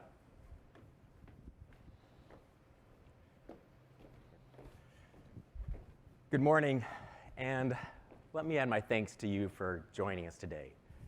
We know it's a considerable time commitment, and we're grateful you chose to make it. Along with that gratitude, I have to offer an apology at the outset here. A preemptive apology, let's call it, in the event these comments make you feel like you're back in your high school science class. That's because I want to talk about physics for a moment. In particular, two basic concepts, velocity and systems. Speed, if I recall correctly, is the rate at which something covers a distance. Literally, how fast the thing is moving. Velocity, however, is both the rate of change and the direction of change. The velocity with which a baseball travels from a pitcher's hand to the catcher's mitt, for example. It's an important distinction, and you'll see where I'm going with this in a moment. The body can be fast, but not go anywhere. So speed alone doesn't say nearly enough. To put it in terms more relevant to today, simply stating healthcare is changing rapidly doesn't tell us much at all about where we are or where we're going. Contrast that to velocity, which is pace with direction. That's what we think is important. Not simply how fast we are changing, but in what direction of travel we are seeking to shape those changes. We believe there's increasing velocity of opportunity for United Health Group to create greater value, and that this velocity is accelerating towards systems, and importantly, a certain kind of system. To explain, back we go to high school physics. Isolated systems, you'll recall, are collections of objects that do not exchange matter or energy with their surroundings, but only among the objects. To some extent, that's how healthcare often functions. Point solutions engaging singly with other dedicated point solutions. And it's not that they don't accomplish anything at all. It's more that there's a limit to the ultimate benefit for people and the broader healthcare system effects. In contrast, what we're aiming for is a connected system where matter and energy are exchanged among the pieces and with the more encompassing external environment. This is how we believe better outcomes and experiences can result both within and from United Health Group. It is the clearest path to creating more value for our many partners and customers and the healthcare system as a whole. We set out intentionally with speed in this direction, primarily from a foundation of employer-sponsored benefits. We built upon this foundation, extending and expanding our health benefit capabilities to serve people in Medicare and Medicaid, and then connecting the two to serve those with dual special needs.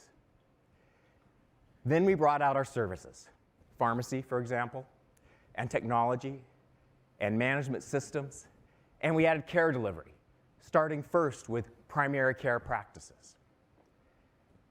As we gained experience in each area, we found we could go both deeper within each capability and broader to the adjacent ones, building systems which became increasingly more connected, no longer isolated points in nature, but helping those within our company and more broadly.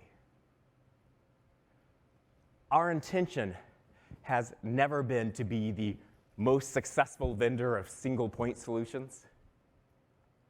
The goal has always been to build strong connections across those capabilities because that delivers the better outcomes, experiences, and quality of a high-performing health system. It takes substantial time and substantial capital to assemble some of these capabilities. In some respects, that's the easy part.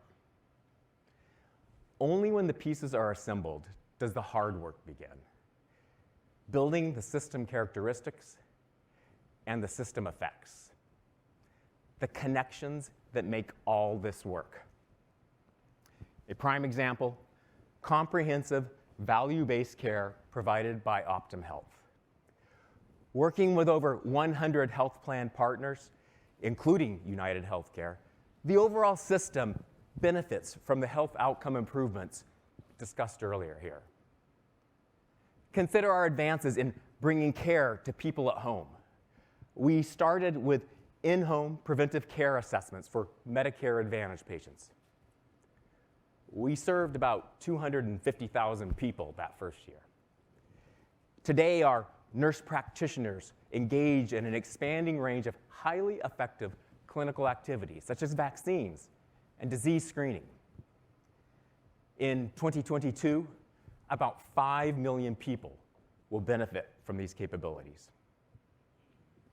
Importantly, what's also different today is that this once isolated point capability complements other capabilities across our organization. And what's also different today is that we can use the expertise and capabilities we have developed in home services to see how else we build greater value for people. Compared to a decade ago, when we look at partnering with an organization like home healthcare company LHC, there are many more points across our company to which they can connect. As such, we can expand the impact we can create for patients and for payer customers. Today, when we look at potential strategic partners, it's through a much wider lens than just 5 or 10 years ago. We look for not just one, but multiple sets of connection points that solve problems, smooth out experiences, and drive better outcomes. It's part of why we are highly energized about both our near and our long-term prospects. It's the connected system concept come to life. The sharing of energy and value, increasing the velocity of opportunity toward achieving the mission of United Health Group. All right, that's probably enough about science. Let's head on over to math class and see how this translates into the numbers. I'll start with a brief recap of 2022. As we updated with our third quarter earnings report 6 weeks ago, we expect 22 adjusted earnings per share to be in the $21.85 to $22.05 range. The growth comes from across the enterprise, with particular strengths from Optum Health by serving more people in value-based care arrangements, and from United Healthcare by adding more people to its benefit offerings. There's a lot to point to from this year, but we also know it's the end of November, and what you really want to hear about is 23, so that's where I'll turn. Our initial 23 adjusted earnings per share outlook is $24.40 to $24.90. Again, with balanced growth from across the enterprise. We expect total revenues to approach $360 billion, with double-digit growth at both Optum and United Healthcare. This growth is driven primarily by serving more people and by serving them more comprehensively. Turning to the specific businesses, United Healthcare revenues will approach $276 billion, growth of $27 billion, or 11% over 2022. This is driven by ongoing strength from our Medicare Advantage offerings and innovative commercial products, partially offset by the potential that Medicaid members may be affected by eligibility redeterminations. Our Medicaid team is highly engaged in detailed planning for the potential resumption, with a strong focus on assisting our members and others who may be impacted. The growth outlook presented today incorporates a view that redeterminations will begin in the first half of the year. We will be working with our state partners and community organizations to ensure that people have continuous access to benefits. And by the time redetermination activities are completed, we expect that between helping people reinstate existing coverage and offering them other options, including commercial and exchange-based, we will serve even more people across those coverages than we do today.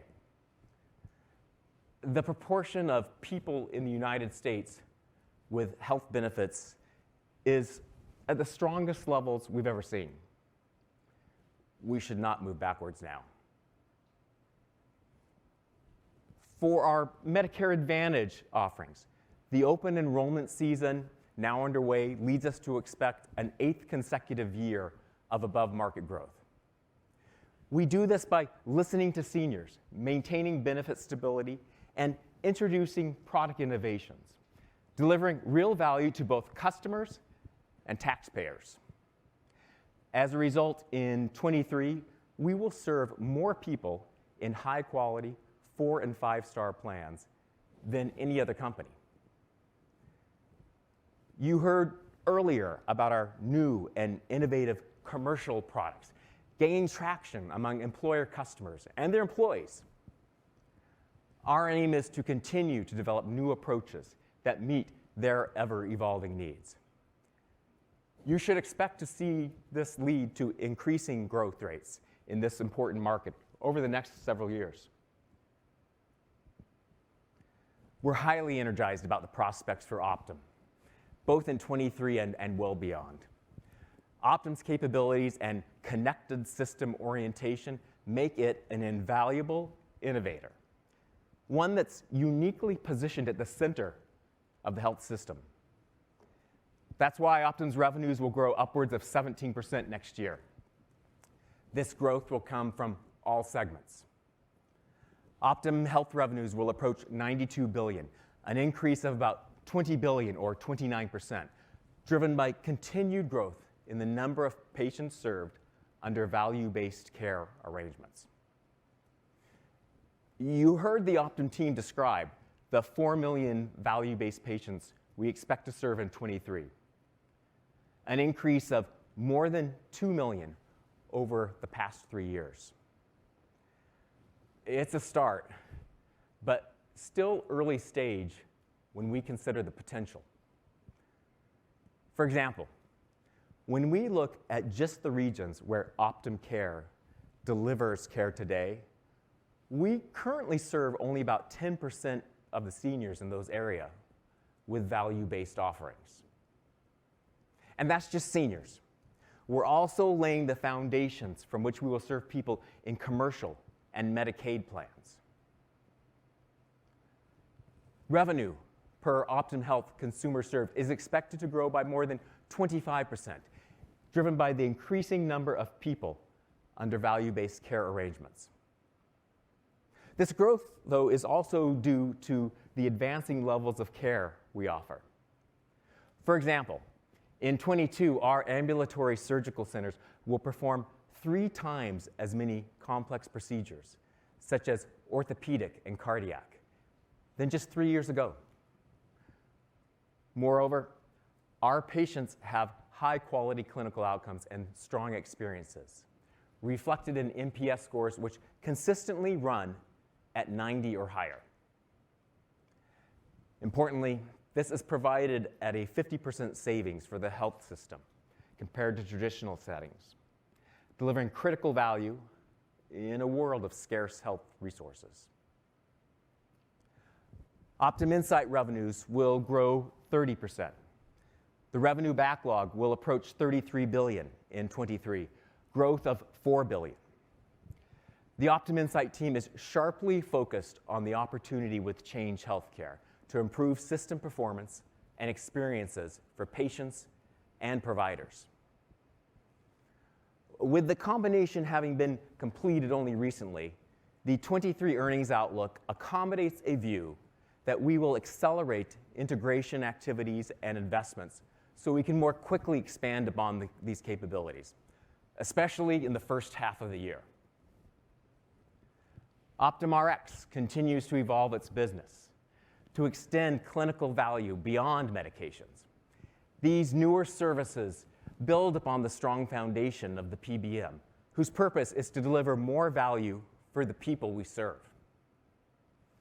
The breadth and value of these offerings lead us to expect Optum Rx revenues for 23 of $106 billion, organic growth of about $6 billion. And with multiple pathways to continue this growth for years to come. These growing businesses support and are supported by substantial financial capacity and a strong balance sheet. Cash flow from operations in 23 will approach $28 billion, or 1.2 times net income. Returning capital to you, our shareholders, remains an enduring commitment. In 22, we will return $13 billion through dividends and share repurchases, about a 25% increase over last year. We will continue to grow the amount of capital we return in 23 and beyond. And even with this level of activity, our growth capital capacities remain strong. For example, in 22, we will deploy over $20 billion in growth capital. Our commitment to building long-term value through strategic combinations into the future, further accelerating system velocity, remains steadfast as well. One of the areas from physics I did not touch on earlier was the idea of limits. The idea that there are various technical or physical law-imposed limits on what can be done.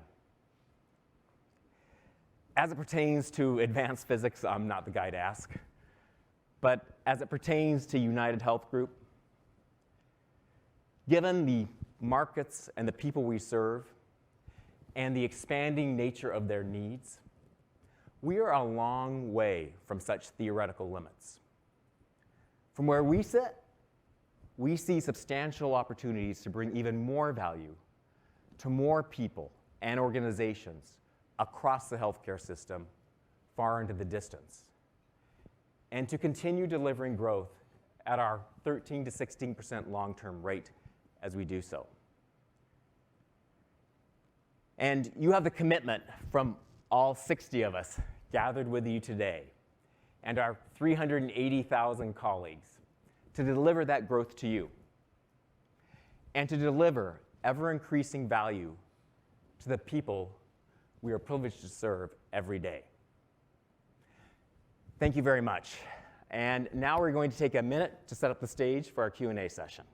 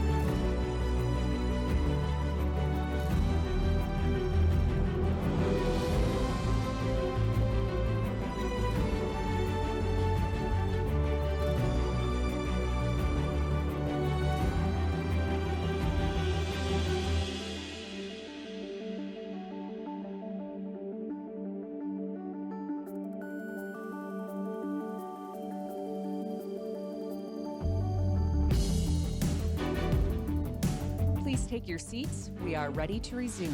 Thank you.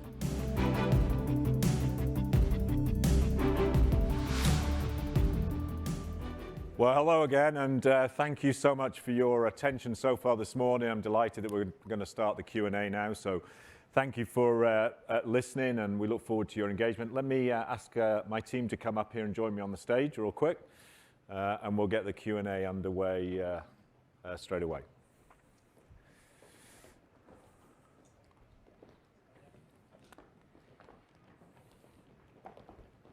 And we have folks in the room with mics and paddles. So if you do have a question, just raise your hand. One of the team will come to you, and we'll try and get around just as many as we possibly can. In the center there, Zach, I think I see you first. We're going to start off with Justin Lake from Wolfe Research. Thanks. My question's on the financial services opportunity. Post the acquisition of Change certainly seems like one of the more significant opportunities down the road. Can you flesh that out for us in terms of what are, 1, 2, 3 of, the bigger opportunities you see in the near term over the next 3 to 5 years to drive growth in that segment? Yeah, that's great. So I'll ask John Rex to make a couple of comments, and then Kurt Adams, who I think, could we get a mic to Kurt in the audience? You heard from him already. I'd like him to comment on this as well. John, why don't you kick off, and then Kurt? And maybe pitch it up first and foremost, the opportunity to remove friction from the system. So much of the friction in the system today exists between the patient and the provider in that relationship. So much of that friction results from something to do with a payment or a collection. And so how do we bring those capabilities together to make that seamless, perhaps even instantaneous? So take out that piece where the friction results. The other opportunities that we see also in this, so there's an enormous opportunity there. You heard opportunities described about the consumer experience that we've developed and are rolling out quite broadly this year in terms of integrated card capabilities. And then our ability to help providers expand their practices, make better decisions, quicker decisions, and much more efficiently and economically than they're able today. Maybe let's just pitch over to Kurt Adams, who runs the financial services business, for him to expand upon that. Yeah, thank you. And just to add to that, as we were talking about earlier on the stage, platforms connected to networks to deliver experiences. Really, as we think about the platform capabilities now between Optum and Change Healthcare, they're massive. It brings us to a true multi-payer capability that allows us to connect to our retail and provider care networks to deliver payments more efficiently, more effectively, and drive a lot more value for both providers and consumers in that value chain. And for us to really be able to build experiences on top of all this infrastructure that's been established over the course of the past 20 years or so. And finally, the amount of paper in the system that Change brings. We are talking a lot of paper that is still in the system that we have the opportunity to digitize and make a far more efficient process for both payers and providers in the system. Great, thanks, Kurt. And Justin, really appreciate the question. And I think if you just boil it into two segments, there's a huge provider set of opportunities in terms of taking friction out, taking paper out, waste, speeding things up, accelerating payments to providers, helping their cash flow situations, all of that kind of thing. That's I'd say, kind of super imminent, super close. Slightly longer term, but not much. Really project forward what a true consumer healthcare marketplace could look like. So as Optum starts to build a multi-payer marketplace environment, a lot of what the work we've been doing this year is laying the ground for that. Having a sophisticated financial service capability able to run through the back of that, recognizing that $1 in $5 spent in the US is spent in healthcare, super important opportunity for us in terms of the consumer agenda as well. So those two areas, I'd say, Justin, and you heard some of the detail beneath that, okay? Next one, yeah, please, in the center there. Julie, you have something? Yep, we have AJ Rice from Credit Yeah, Suisse. AJ, go ahead. Thanks a lot. Maybe to just flesh out a little more the commercial value-based care opportunity. I know Kelsey is a big part of that, but over time, how will that start to contribute, and does that model look differently than the risk model that you have with MA and how that's developed? No, AJ, thanks so much. I'm going to ask Brian Thompson to comment in a second. But as I mentioned, you heard 2 or 3 times from the stage today, we definitely feel that the skills and the rails we've been developing, particularly in the senior market, has applicability across much broader segments of the marketplace. Clearly, as you think about a clinic in the real world, of course they see seniors, they see MA seniors, they see Medicaid, and of course they see commercial lives as well. So once those clinics have developed a way of working, it's not a huge leap to imagine how that can be practically delivered. The question then becomes how you start to evolve the incentives and make sure that the system itself sees the benefit from it. And maybe, Brian, you could talk a little bit to how you envision that. Yeah, thanks for the question, AJ.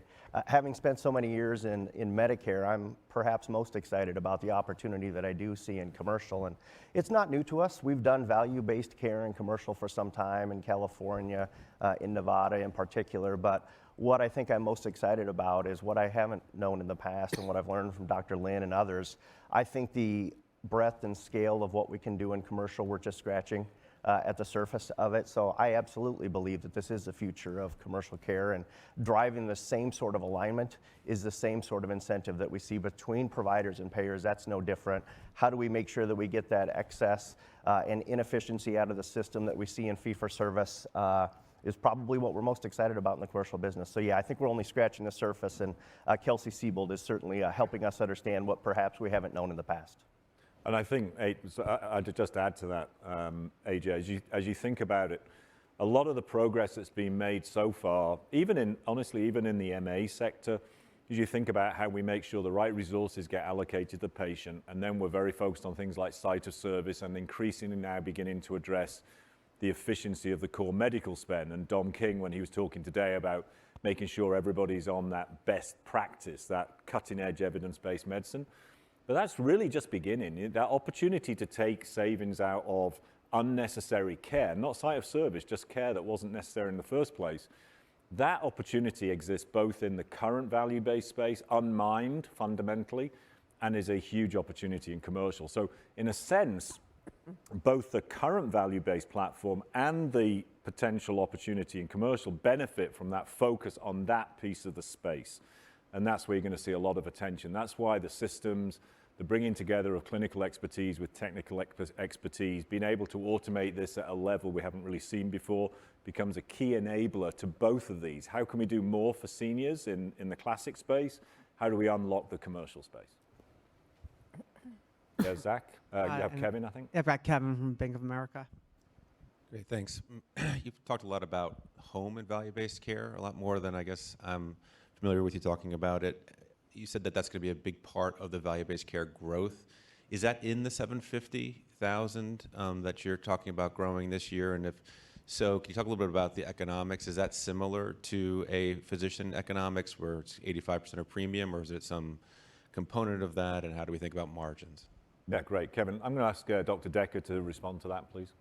Yeah, thanks for the question. And absolutely, I think what you'll see us building out is our care delivery capabilities in the home, and that is included in fully capitated lives in our 750,000 risk life number. So point one. Point two is where we can really unlock value and create remarkable patient experiences with better outcomes at lower cost, is when we combine the primary care physician in particular, but the physician practices with the home care. And so increasingly, you'll see us across Optum Health bringing together our home care capabilities and partnering with both our own primary care physicians as well as community physicians to create a holistic solution for healthcare. And that's really where we see unlocking the greatest value and the greatest accelerant for growth. And of course, as you'd expect, in that home and community capability, it really speaks very nicely to the DSNP population. So one of the areas you know well is a lot of the DSNP patients actually need to be managed much more in the home. It's much more, it creates a much more accessible healthcare opportunity for them. You get better outcomes, people get better care. So it allows us to strengthen our capability to be effective for those people with the most complex situations who in many cases don't find it so easy to engage with the classic infrastructure of the healthcare system. Thanks for the question. Julie, you got Josh, I think. Josh Raskin from Nephron. All right, thanks. I think I'll stick on the same topic. I guess just on the value-based care model, one question I would have is where are you seeing the most success or most effectiveness in terms of actual care management, setting-wise, through the primary care? Is it sort of MSO-based, center-based, et cetera? How do you manage the specialist as part of that? I'm sort of interested in lessons learned. And then on the commercial, just to go back to that, my understanding is value-based care is most effective for chronic care management. I know that's a portion of the commercial population, but probably not to the same extent as Medicare. So how does the care model change, relative to what you're doing for seniors? So maybe I'll ask Brian to address the second part of your question, Josh, and then go back to Wyatt to comment on the first part. So Sure, I'll be brief on the first. I think it's as simple as when you can get engagement and you can get coordination, there's opportunity. And clearly, I think we see that in chronic populations most notably, but I don't think that limits the opportunity to manage care better when you have that primary care engagement model where they're accountable for all the downstream care. And I see that with similar upside in our commercial market as well. What? I would say the magic happens, Josh, with the primary care provider and the wraparound solutions, the team and the technology. But as you know well, with chronic disease and with many conditions, specialty input is necessary. So what you'll see us doing is thoughtfully employing, and Kelsey's a great example of this, it's a multi-specialty practice. Many of our practices, Atrius, Everett, et cetera, are multi-specialty. So we thoughtfully employ the right number of specialists who then engage into that value-based specialty consultation, providing just the right expertise, not too much, not too little.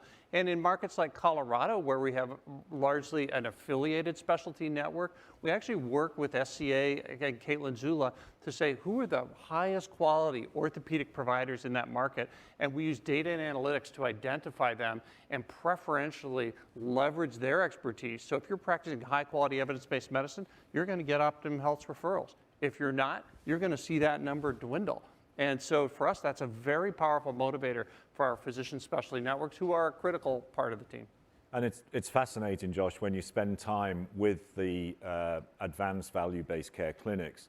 What they really start to do is they look at their overall population on a very dynamic rolling basis, so every few days, every week, and really fixate on literally a handful of patients. I mean, so if you think about 80-20, when you're really thinking about where the value-based opportunities and risks are in a population, it's probably more like 97-3. I mean, it's a very, very small number of folks in a given time period are going to be the people who you need to really be focused on. Making sure that you have this kind of pooling of expertise, so pivots around the primary care physician, but pools around them and wraps around them all the kind of insights you need to be able to spot people who might be about to go out of control, who maybe just came back from the hospital, you don't want them to ping back again, maybe is at risk of being a repeat visitor to the ER. All of those things which are going to really drive bad performance clinically as well as cost-wise. That's really how this comes to life. So as you see this, it becomes a team sport.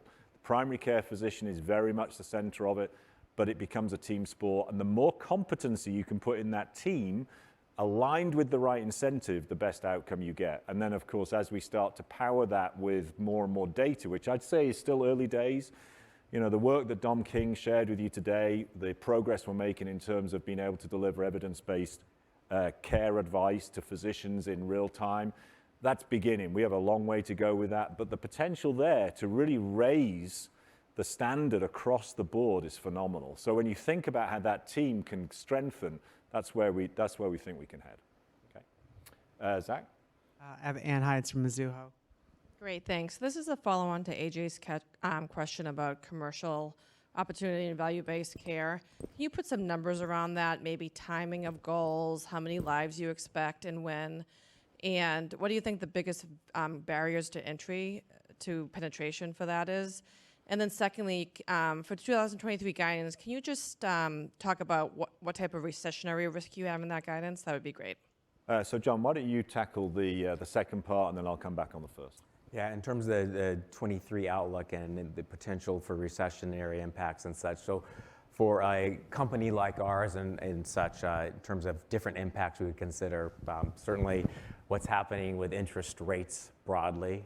As we've discussed in prior settings here, we are fairly managed in that regard, however, with interest income and interest expense and how we manage that component of our balance sheet, dramatically reducing the volatility that's created by that.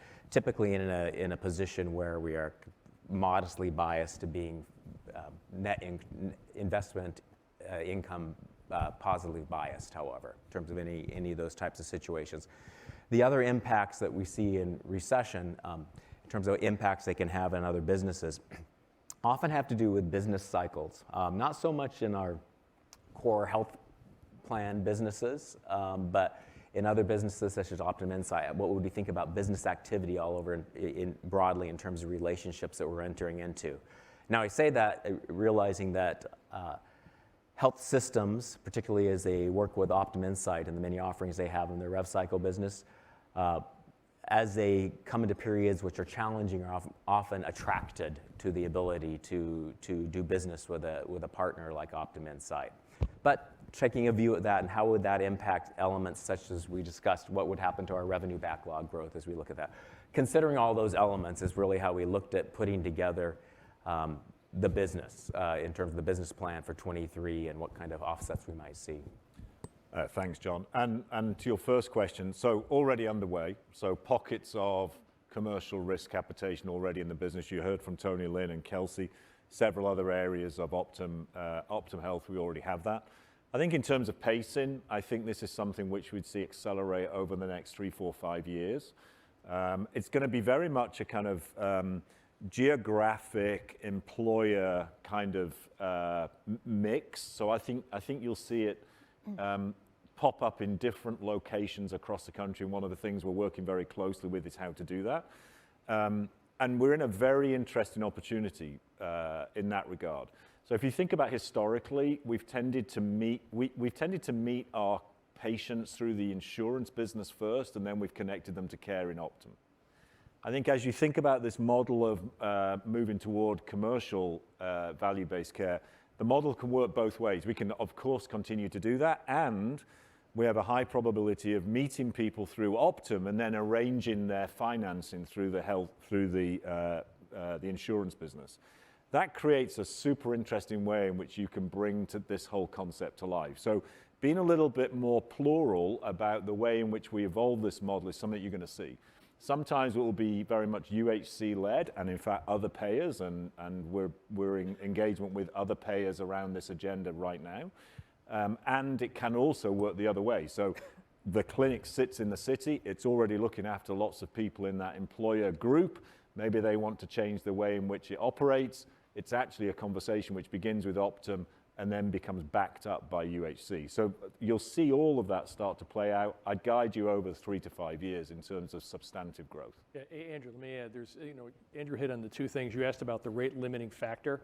Yeah, the first one is markets, right? If you go back even to the original days of Pacific Care, they had a fairly big commercially capitated book of business in Southern California. So very market specific in addition, as we talked about today with Kelsey.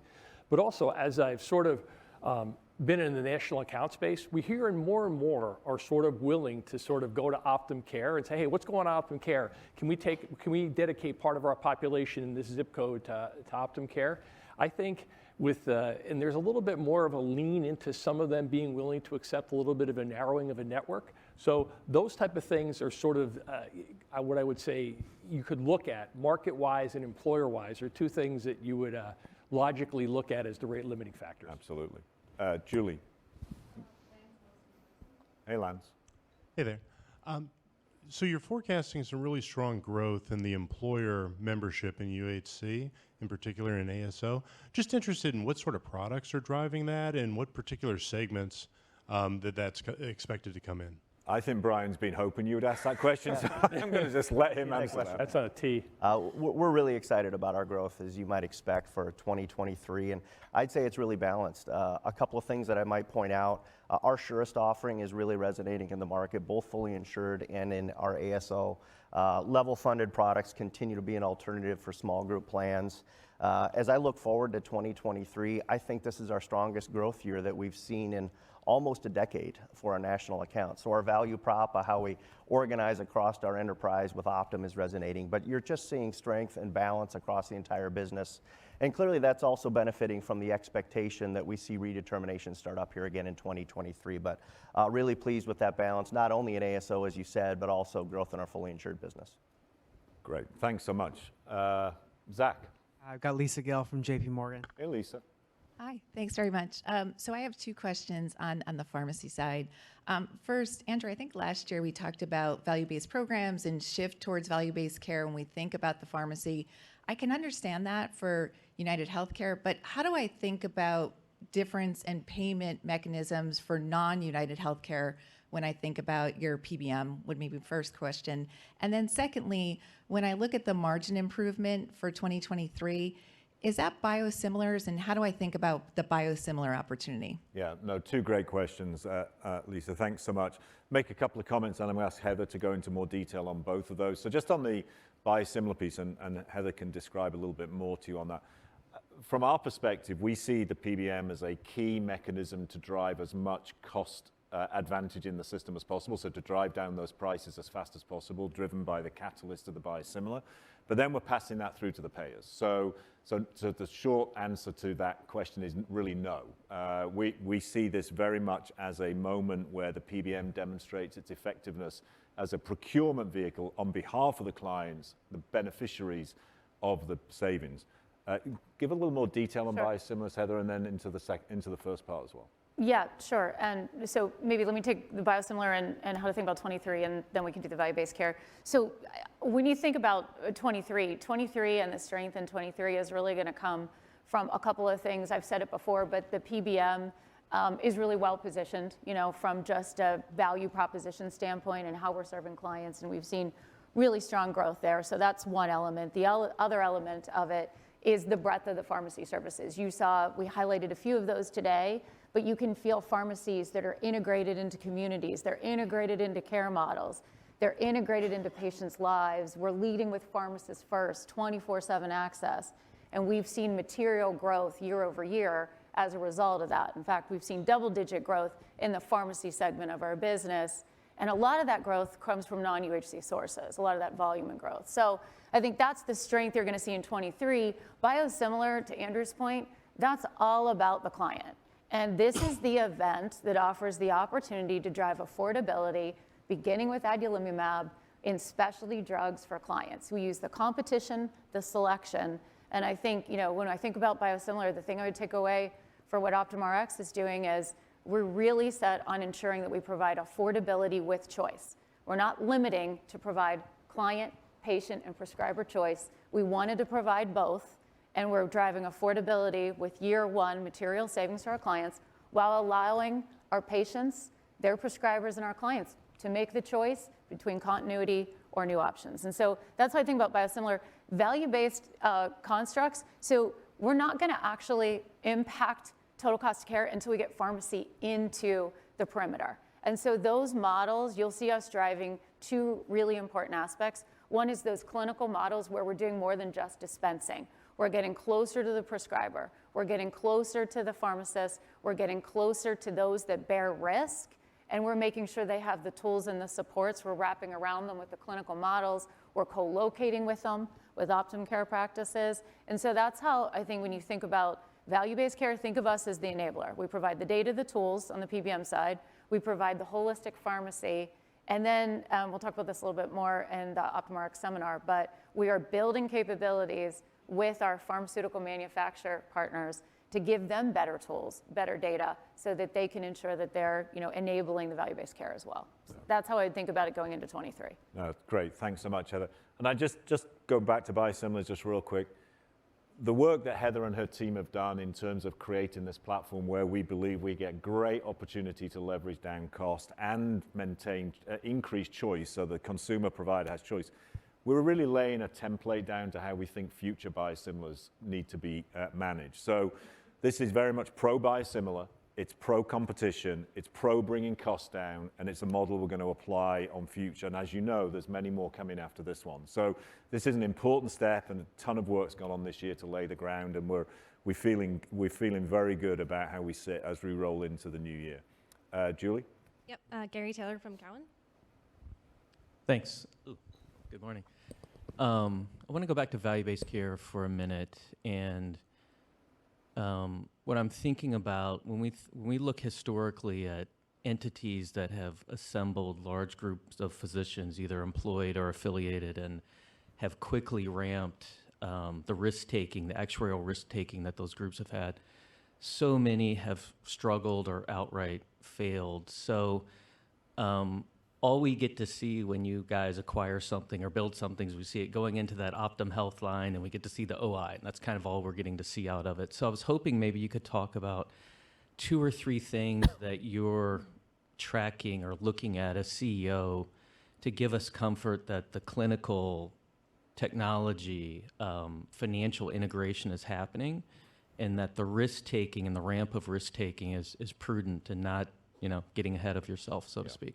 No, that's a very fair question. So we spent a lot of time focused on this, and as Wyatt will confirm, Solomon, who's in here, who's our finance leader for Optum Care, Travis Winke, who's here, who many of you know well, John, Dirk, and I think monthly sit with the whole team, and we go through how all the vintages of our various clinics are doing. So each year, who's joined the organization, where are they in terms of risk transference, what's the performance of those groups, how are they doing in community MA, how are they doing in DSNP, and then a whole piece around our alignment and integration. So and I'd say, I give Wyatt enormous credit for this over the last 3 or 4 years. The transformation in the way in which Optum Health is integrating to a national system, a national approach is completely different to where it was 4 or 5 years ago. And that's critical because it's giving us really clear insight, early warning in terms of where things aren't quite performing the way you'd like them to do. And then the final thing I would say, Gary, is that we're a beneficiary of the portfolio. So because the scale of Optum Health is significant, and because we have multiple vintages of risk transference going through, we learn as we go through. So when things go wrong, we're able to course correct and avoid it the next time. But we're also able to accommodate within the portfolio a mix of performance. So we're not exposed to any given trend typically. So if you have one part of the country or one clinic which for whatever reason stubs its toe, the overall portfolio is able to manage within it. And that's important because there's no way that you can take this to perfection in 1 or 2 time cycles. It takes time for us to really get to that level. But we are running, I think, a very exactly what to expect from UHG. We're running a very, very focused operational excellence oversight over what is a very substantial development. I might just ask Sandeep, who is at the end here. Sandeep's our new CTO, and one of the key pieces here is how we're building out the technology backbone to support everything I've just described, because a ton of that is really re-envisioning what a clinical risk-bearing entity tech backbone needs to be to deliver exactly the certainty that you're looking for. And maybe, Sandeep, you make a couple of comments on how you see that, and then Sure. Dirk to finish off on this. Thank you, Andrew. And first of all, let me tell you what a privilege it is to join this leadership team just a couple of months ago to drive purpose at this scale with such impact. Now, my early impressions here is that UHG has made fantastic investments in technology, in talent, and in all the programs that we're running. But to Andrew's point, the opportunity here is immense in trying to make all of this technology, first, more consumer-friendly, frictionless, and there's just infinite opportunity there. Second, make it more connected, as our beloved physics professor taught us today, how a connected system would work much, much better. And then finally, the data that we collect, we use responsibly to continuously improve those systems so that our consumers get the best of all worlds. So I think those 3 things, consumer-friendly, frictionless, connected, and always improving, is the big opportunity in front of us. Let me give you 2 specifics. Thanks, Sandeep. Let me give you 2 specifics, Gary, on how we manage and measure. So, one of the key things you have to do is get the systems aligned, right? So you have things like utilization management systems, you have patient portals, you have EMRs. We track really explicitly for each of our local care delivery organizations where they are with respect to end state. What you want to ultimately do is have a model which is very consistent, or as consistent can be systems-wise across. In order to do all the efficient data that we've all talked about today, you got to be as common as you can with systems-wide. That's one real KPI that we track. The other thing I would say that's a little bit under the covers is there's a big people piece of this too. So, you have to move, we've moved some real actuarial talent from United Healthcare. Now they're working at Optum Care. Network talent from UHN, United Health Networks. We moved them. Now they're Optum employees, right? So sort of the talent to be able to take that risk, there's a lot of that talent in our organization, and we deploy it across the enterprise, and that's really benefited us. Yeah. Thanks, Doug. I'm afraid we only have time for one more question, so Zach. Steve Alacat from Barclays. Hey, Steve. Great, thanks. With the MLR guidance for 23 expected to be up 60 basis points at the midpoint versus the 22 estimate, can you just remind us and reiterate what the biggest variables are in your initial assumptions for the MLR to be a little higher year over year? And also, how are you thinking about the flu impact on MLR in early 23? Thanks. Yeah, great. John, why don't you start there, and maybe Brian, you maybe add a little bit more depth to it. All right, so the outlook for 23 accommodates the view that we've been anticipating for some time now. Do we see people start to present with more acute conditions because of deferred care that occurred during the height of the pandemic? And does that present itself in a way where you just see an average higher acuity level and return to pre-pandemic levels of consumption plus that? So that's a key component there. Also accommodating a view that there is a moderately higher flu incidence level than normal years, something that we haven't actually experienced yet as we look at current trending in the month of November, but an anticipation that could occur. And Brian, do you want to add a little?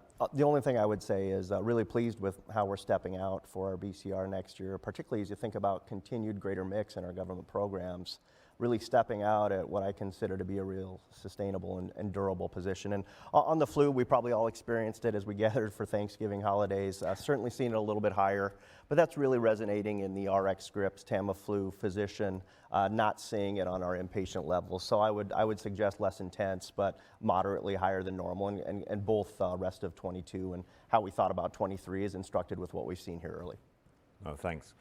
So unfortunately, we're pretty much out of time in terms of the questions. Just to introduce, make sure you know 3 people are here you haven't heard speak already today, but are going to be here for the rest of it. Patricia Lewis, who leads our sustainability effort, Erin McSweeney, who's our Chief People Officer, and Dr. Margaret Mary Wilson, who's our Chief Medical Officer.